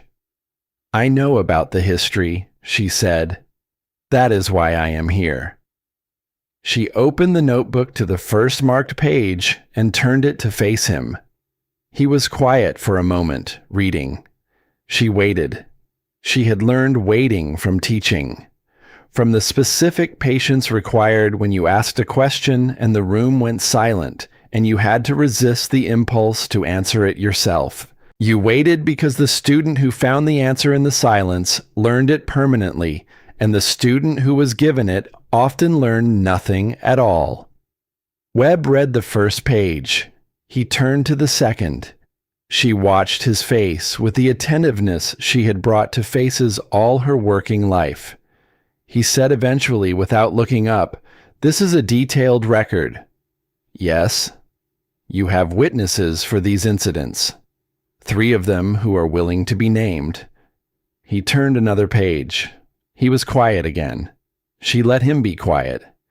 Then he looked up and said, "Miss Vane, even with this, what you are describing would require Jonah Red to stand up and say what he knows, publicly. And Jonah Red has not said anything publicly in some years." "I know that," she said. "Whatever you have in that notebook." Webb said, "It is not enough on its own. Hale has means, and he has standing in this town. Without a voice behind this, a credible voice." He stopped. "You understand what I'm saying?" "I understand," she said. "I am working on it." She picked up the notebook and stood. Webb watched her with an expression that was difficult to read, the layered expression of a man who was not entirely committed to the position he was publicly holding. At the door, she turned back. "I am not asking you to do anything today. I am asking you to know what is in that notebook, so that when the time comes, you have no reasonable grounds for saying you were unaware." She left. She walked back through Ashenfield in the thin morning light past the general store and the farrier and the woman on the boarding house porch who watched everything, and she thought about what Webb had said, without a credible voice behind it. She had known this. She had known it before she went in. She had gone in anyway, because laying the groundwork was necessary before you could build anything on it, and because she needed Webb to have seen what she had documented before the situation became acute. But Webb was right about the essential problem. She walked back to the ranch, thinking about it, and she was still thinking about it when she came through the gate and found Jonah in the yard. He looked at her face and knew immediately how it had gone. She could see him knowing. She could see the specific quality of the resignation that settled back over his features. The resignation of a man who had expected this and had not let himself expect anything different, because expecting different things was the kind of hope that cost too much when it failed. She felt something rise in her at the sight of that resignation, not anger at him. Something more complicated, something that was partly anger and partly grief, and partly the particular frustrated love that comes from watching someone you care about accept less than they deserve with a dignity that only makes the acceptance more painful to witness. She stopped in front of him. She said, "He told me it won't be enough without someone standing up and saying what they know. He is right. I knew he was right before I went. I went anyway because the ground needs to be prepared." She paused. "You know what I'm going to say next." Jonah looked at her. His face was careful and still. "I know you have reasons," she said. "I know they are not small reasons. I know what it cost you the last time you used your voice publicly, and I know what happened afterward, and I know that what happened afterward is the reason you have not used it since. I am not dismissing any of that." She held his gaze. "But Hale has been counting on exactly this. He has been waiting for you to stay silent, and I believe, given what I have now read in that document, that he arranged the circumstances that cost you your voice specifically because he needed you not to have one." The yard was very quiet. A horse shifted somewhere in the barn. The wind moved through the cottonwoods. "I cannot make you speak," she said. "I would not if I could. But I need you to understand what your silence has been protecting, and whether that is still what you want it to protect." She went inside. She did not go to the kitchen. She went to her room and sat on the bed and looked at the dried wildflowers on the windowsill still there. After all these weeks, petals holding their color in the way dried things did, preserved, not alive. She had not replaced them. She was not sure why. She sat there for a long time, and then she heard footsteps in the hall, and she understood from the sound of them the particular quality of someone moving with intention rather than habit, that something had changed. She did not go out. She heard the front door open. She heard it close. She sat with her hands in her lap in the quiet room, and she heard the sound of a horse being led from the barn, and then the particular sound of a horse and rider, moving out through the gate and down the road, and then nothing. She did not know where he had gone. She told herself she would wait and see. She told herself that she had said what she had to say, and the next part was not in her hands. The afternoon was very long. Marin brought her tea at some point without being asked, which was the kind of thing Marin did when she had assessed a situation and determined that tea was the correct intervention. She set the cup on the desk and looked at Nora with the measuring look she had worn the first day, and said nothing because Marin was a person who understood precisely when words helped and when they did not. Nora drank the tea. The afternoon moved through its hours. Jonah did not come back until the light had gone entirely and the ranch had settled into the sounds of evening. She heard his horse come through the gate. She heard him at the barn. She heard the sequence of sounds that meant the horse had been settled and the barn secured, and the day's final work completed, and then she heard his boots on the porch steps and the front door and the kitchen. She came downstairs. He was standing at the table with his back to her, and on the table in front of him was a piece of flat wood, not a small one like the workshop pieces, a larger one cleared and sanded and ready. He had the carving tool in his hand. He did not turn around when she came into the kitchen. He was still. She waited. Then he turned and she saw his face, and his face was the face of someone who had made a decision, the specific quality of a face after a decision has been made, and the making of it has already cost something, and the person wearing it is standing on the other side of that cost, not yet knowing if it was worth it, only knowing it was made. He looked at her for a long moment. Then he said in the rough voice that came out of him when he used it, the voice that sounded like something that had been kept in a closed room and was learning the feel of open air. I went to the place where it happened, where Eli fell.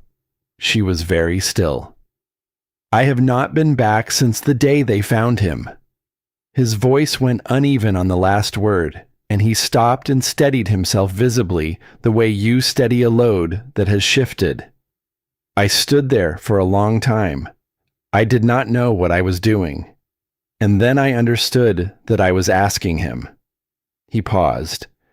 I was asking him if he would want me to go on like this. The kitchen held the question. What did you hear?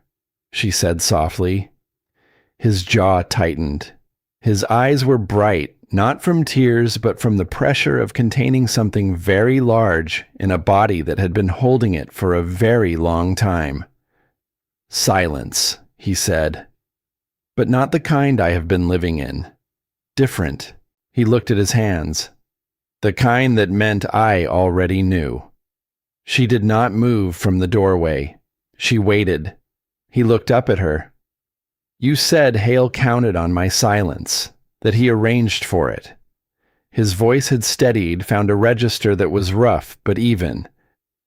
He did not take my voice. I know that. I gave it up. Because I believed that a man who could not hold on to his own child did not deserve to be heard. He stopped, started again. But that is not what Eli would have wanted. And I have been punishing a boy who never did anything wrong by using his memory as a reason to disappear. The room was very quiet. I am not disappearing anymore, Jonah said.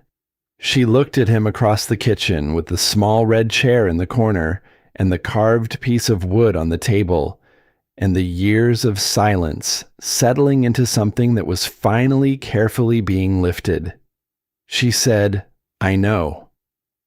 He looked at the chair for a moment, the small red one. Then he looked at her, and there was something in his face that she had not seen there before, not in all the weeks of watching him carefully. Something that was not just endurance. Something that was beneath the grief and the cost of the day, and all the days before it, the tentative, unmistakable quality of a man who has found a reason to come back from somewhere very far away. He picked up the carving tool. He looked at the large piece of wood on the table. Tell me what to write, he said, and in the morning I will find my voice. They worked at the kitchen table until the fire burned low. Nora talked and Jonah carved, and it was not so different from the way they had always communicated, except that now the direction was reversed. Now she was the one giving words, and he was the one receiving them and shaping them into something that would last. She told him what she had written in the notebook. She told him the shape of what she understood, the pattern of it, the way one thing connected to the next.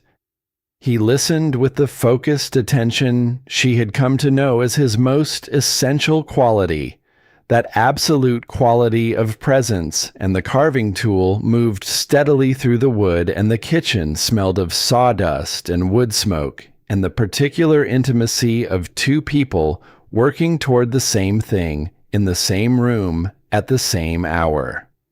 At one point, she stopped talking and looked at what he was carving. And it was not a list of things to say. It was a record.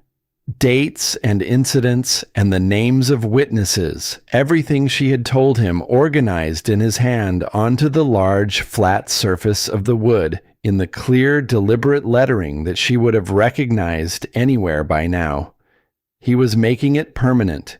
He was making it into the kind of thing that could not be taken back once it existed. She looked at it and she understood that he had already decided completely, and that the decision had been made out at the place by the water, the place she had never seen and did not need to see to understand its weight, and that everything from here was simply the execution of that decision. She went to bed well past midnight. She did not sleep immediately. She lay in the dark and listened to the house, and from the kitchen came the quiet, patient sound of carving for another hour, and then silence, and then the sound of boots on the stairs going past her door, unhurried to the room at the end of the hall. In the morning, he was already up when she came down. He was dressed for going into town, not in his working clothes, but in the better ones, the ones she had seen hanging in the hall, and assumed were for occasions that had not arisen. His face was the face she had seen the night before, the resolved one, the one on the other side of the decision, and something else besides.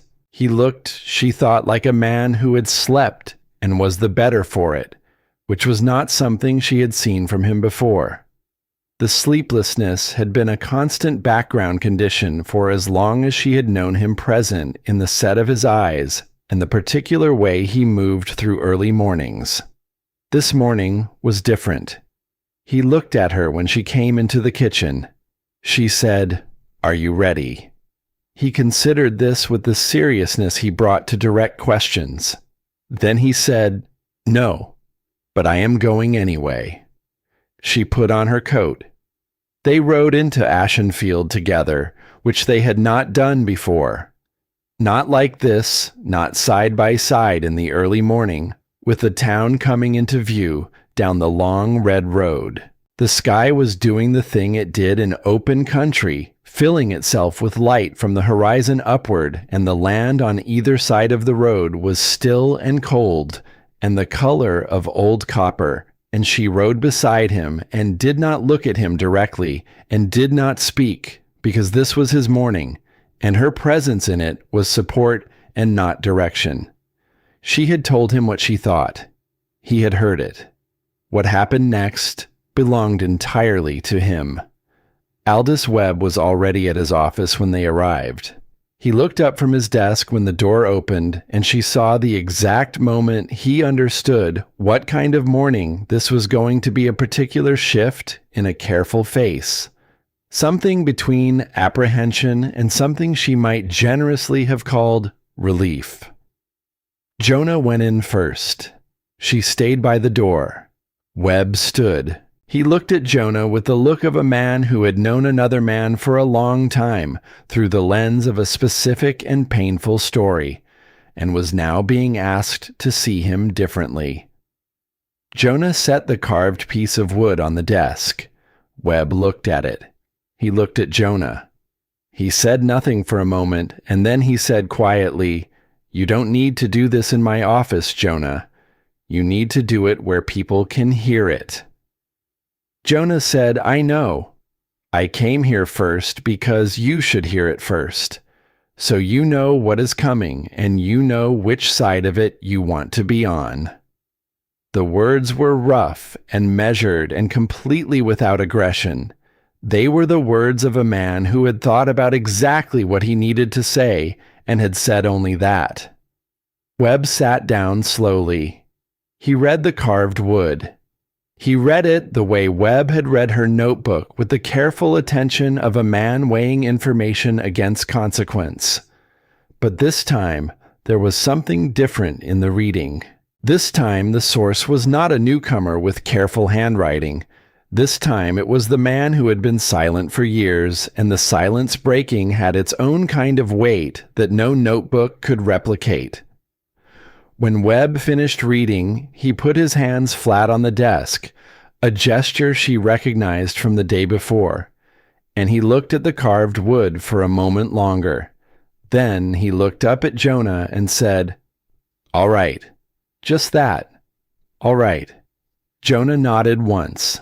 They left Webb's office and walked to the center of Ashenfield, and the morning was still early enough that the town was only partially awake, people moving between the buildings with the unhurried purpose of early hours. Some of them saw Jonah and did what people always did when they saw him, the slight adjustment that acknowledged his presence and moved carefully around his silence. Then they noticed that he had stopped in the middle of the road. Nora stood back. She found a place near the front of the general store, and she stood there, and she watched. He stood in the road, and he waited, and the waiting itself drew attention. Because Jonah Red, standing still in the center of Ashenfield with that particular quality of intention, was not a thing that could be easily ignored. People slowed. People stopped. The woman from the boarding house porch appeared on her porch. Gus came from somewhere and stood near the far side of the road, and she saw him understand what was happening, and he took off his hat and held it. Desmond Hale was there.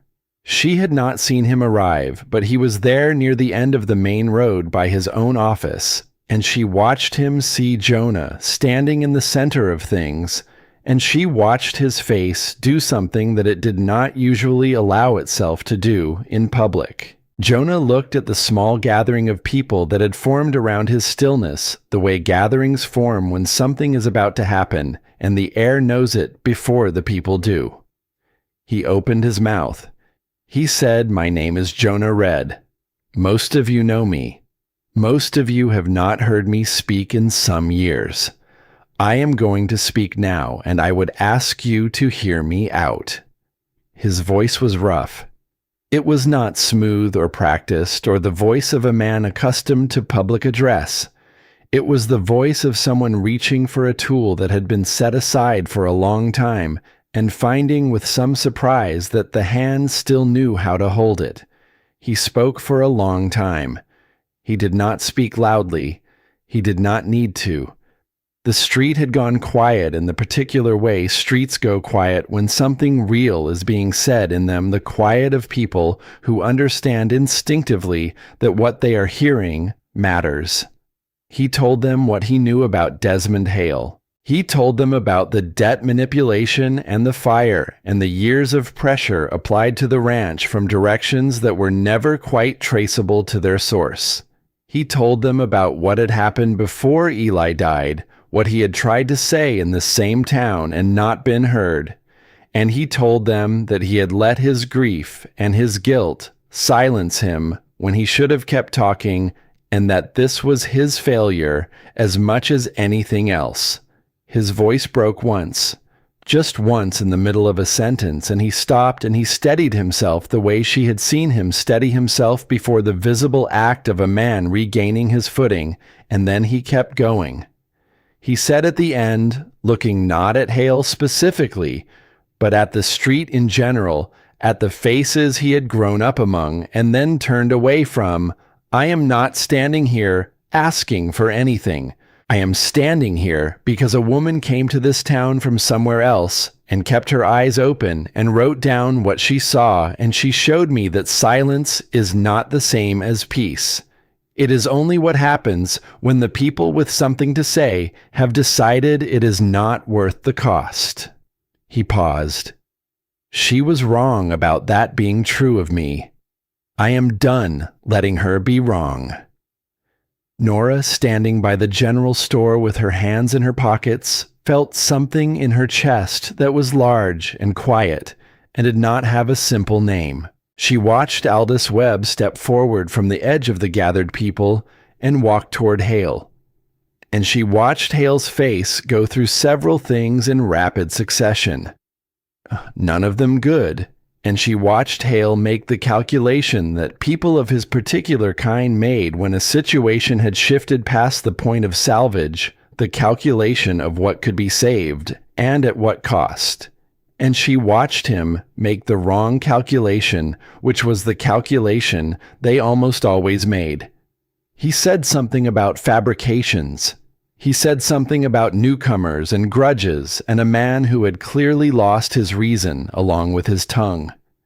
His voice was the voice of a man performing for an audience that was no longer watching the right performance. Webb said quietly, with the authority of a man who had made his decision and was done weighing it, "Desmond, I think you had better come with me."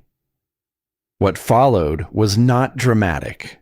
It was the undramatic business of consequences catching up with causes which in real life rarely looked the way stories suggested it should. There was no shouting. There was no grand gesture. There was only the ordinary process of a situation being addressed by the people responsible for addressing it and the particular atmosphere of a public space after something true has been said in it, which was a kind of charged stillness that took some time to settle back into the ordinary movements of a morning. People approached Jonah. Not all of them, not immediately, but some with the careful manner of people who understood they were approaching something that required care. Gus crossed the street and put his hand on Jonah's shoulder and said something she couldn't hear. An older man she did not recognize came and shook his hand briefly with the seriousness of someone making a formal acknowledgement. Nora stayed where she was. She was not required in this part. This part was between Jonah and the town he had grown up in and turned away from, and was now incrementally turning back toward. She was glad to be a witness to it, and glad not to be in the middle of it. Some things needed to be done by the person who needed to do them without the presence of the person who had helped them get there. Pip found her. He appeared at her side with his usual lack of warning, his red-brown hair in his eyes as always, and he was carrying the flat piece of wood she had given him weeks ago, with his letters scratched into it, the practice piece worn from handling. "I can read the whole first page now," he said. "Of the primer." She looked down at him. "Show me," she said. He pulled the primer from inside his jacket where he had apparently been keeping it and opened it to the first page and read it aloud, slowly feeling for each word, but accurately the real accuracy that came from understanding rather than memorizing. And she listened to every word with the attention she had always given her students when they reached this particular moment, the moment when the letters stopped being shapes and became language. She was aware at the edge of her vision that Jonah had disengaged from the last of the well-wishers and was walking toward her. She kept her eyes on Pip, on the open page, on the careful reading voice of the small boy who was no longer quite as small as he had been a few months ago. Pip finished the page. She said that was perfect. He grinned the uncomplicated grin of a child who has earned something and knows it. Then he looked past her at Jonah and held up the primer. "Mr. Jonah, Miss Nora taught me to read." Jonah crouched down to the boy's level, which was something she had not seen him do before, the gesture of a man choosing to be at a child's height rather than his own. He looked at the primer. He looked at Pip with an expression she could see from where she stood and chose not to look at directly because it was too full of too many things. He said, "I know she did." He stayed crouched for a moment, and Pip held out the primer with the instinctive generosity of children who do not yet understand that some gifts cost more than others to receive. Jonah took it. He held it in his hands the way he had held the document from Hale, carefully, with the awareness of weight. He looked at the cover. He opened it to the front page where the inscription was the one she had read weeks ago in the library and placed carefully back in its position. His face did what it did sometimes, the thing she had stopped trying to describe accurately to herself, because the available words were all smaller than what they were describing. He closed it. He handed it back to Pip. He stood. He turned to Nora. The morning was doing its full work around them. The light settled into its daytime quality. The town resuming its ordinary sounds, the smell of the farrier's forge and horses, and the particular smell of a main road in a working town. All the ordinary things.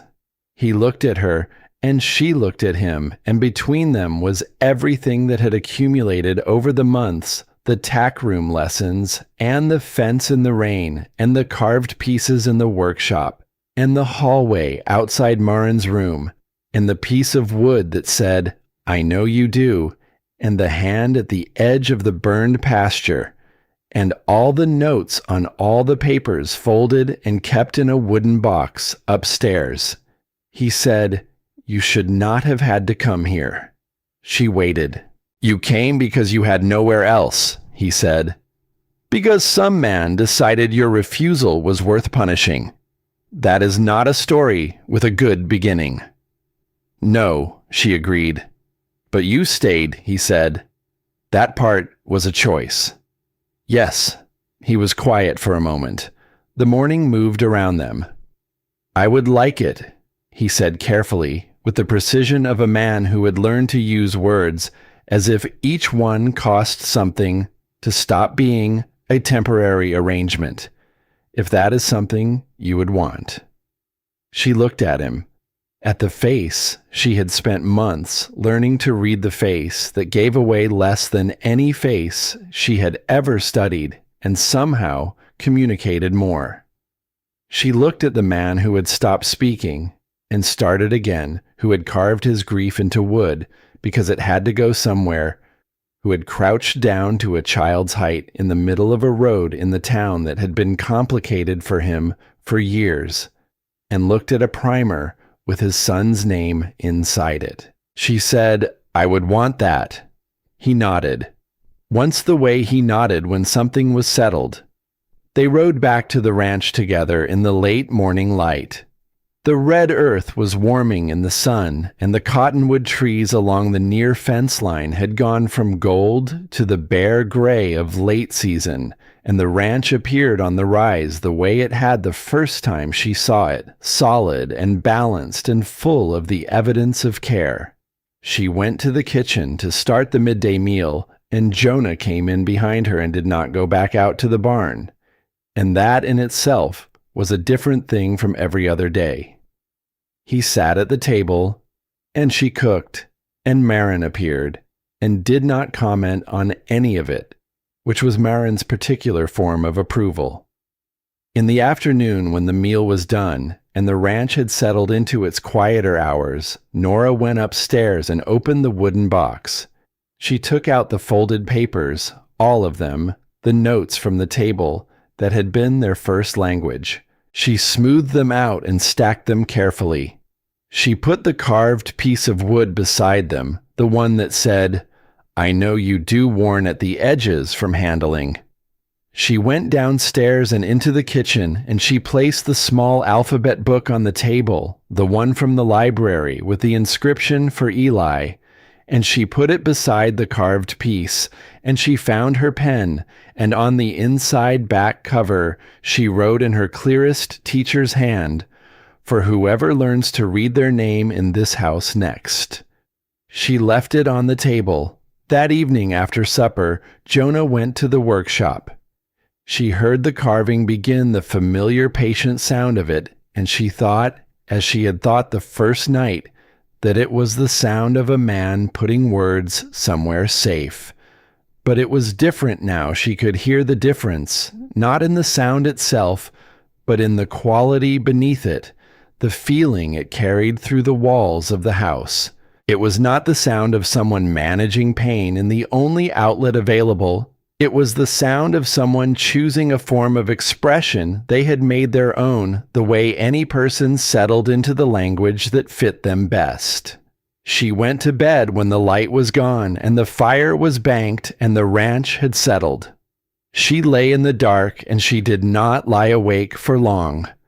In the morning, she came down early, earlier than usual, the sky just beginning to define itself in the east.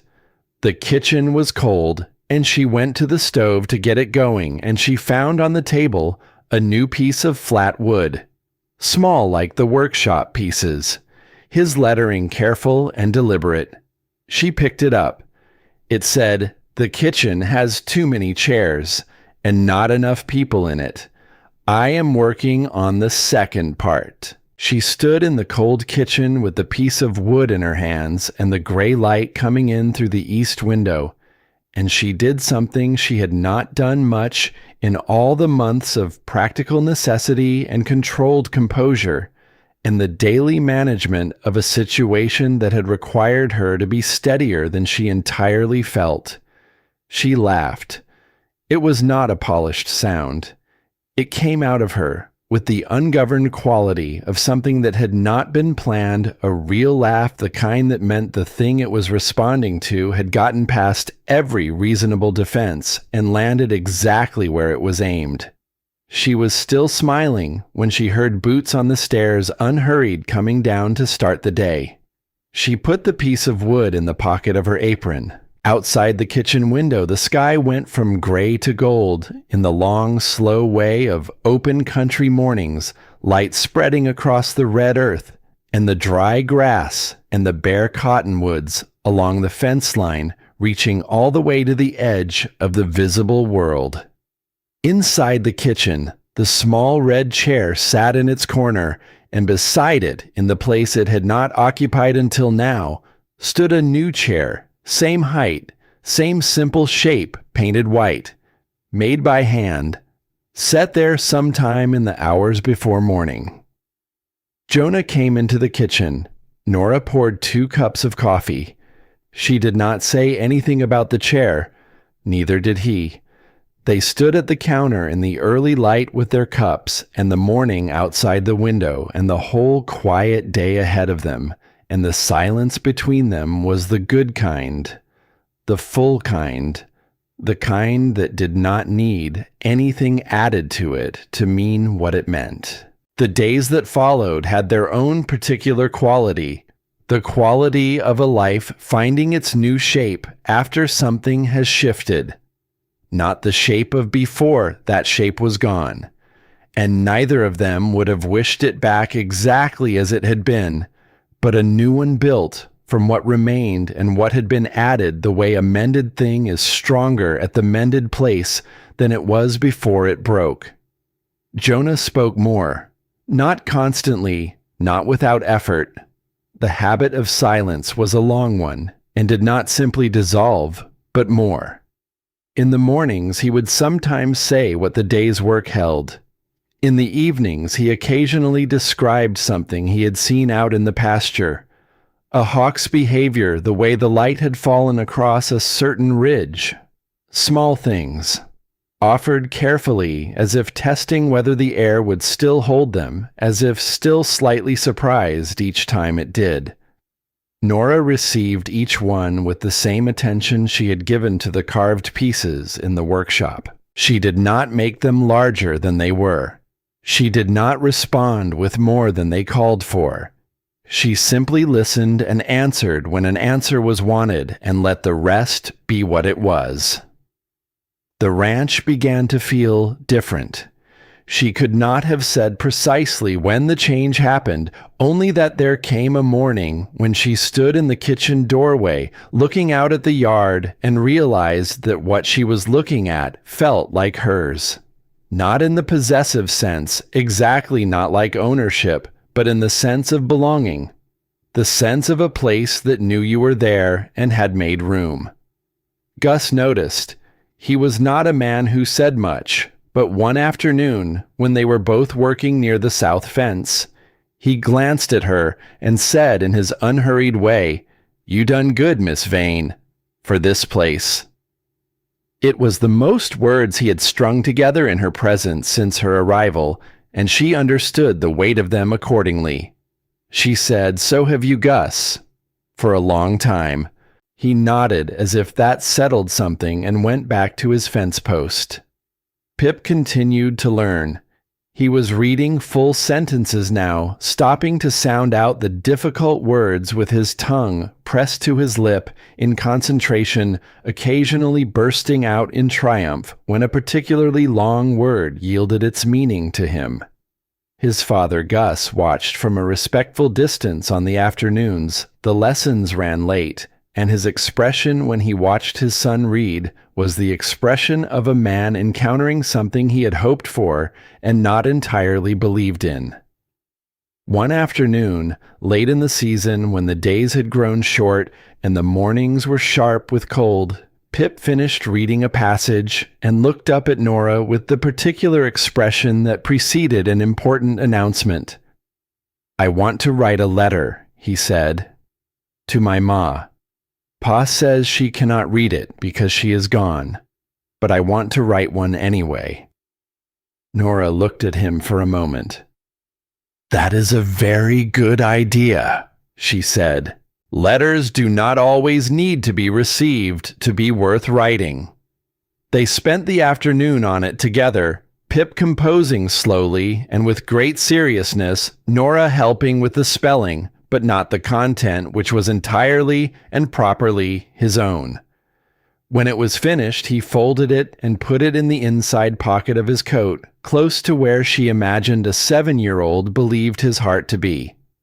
That evening, when Nora told Jonah about the letter, he was quiet for a long time. Then he said, "That is what the carved pieces are. Letters that do not need to be received." She looked at him. "I know," she said. He picked up the carving tool that lived on the corner of the table, now always within reach, and he looked at it for a moment. Then he set it down again gently and picked up a pen instead. She watched him pull a piece of paper toward him and begin to write. And she understood that this was the next step of something that had been finding its way toward this moment for a long time. She did not ask what he was writing. She went to make the evening tea and left him to it. When she came back, he had folded the paper. He held it toward her. She took it and looked at it and saw that it was addressed in his careful hand to a name she recognized, to Eli. She held it carefully. Then she put it with the carved pieces, the ones on the workshop shelf, the ones she had left her own message among. In the morning, the shelf had made room for it. Spring came to Ashenfield, the way spring came to open country, not gradually, but all at once, the way the season had been waiting in the ground, and finally decided the waiting was finished. The cottonwood trees along the fence line went from bare gray to the particular pale green that was not quite any other green in the world, tentative and luminous, and the kitchen garden that Nora had been tending since her arrival put up its first serious growth of the new season, and the east pasture that had burned showed the beginning of the new grass coming in along the black edge. She stood one morning at the kitchen window with her coffee and watched the light move across the recovering pasture and felt quietly and without ceremony that she was exactly where she was supposed to be. Jonah came up beside her. She did not turn. Neither did he.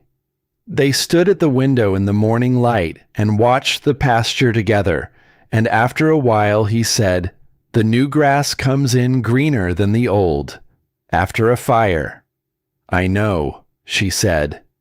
"It has something to do with what the fire leaves behind," he said.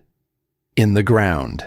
She looked at the recovering field, the new green spreading from the burned edge outward, bright against the dark soil.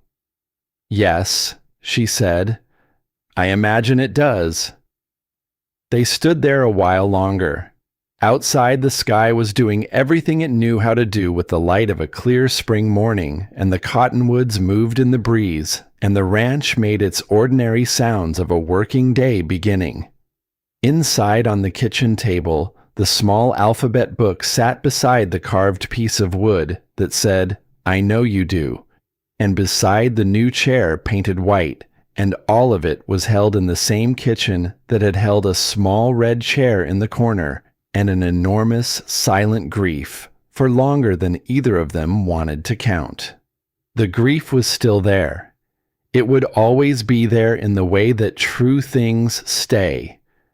But it had made room the way the burned pasture made room for new growth, and in the room it had made something else had taken hold. Something that was, if she had to name it, very much like the beginning of a life,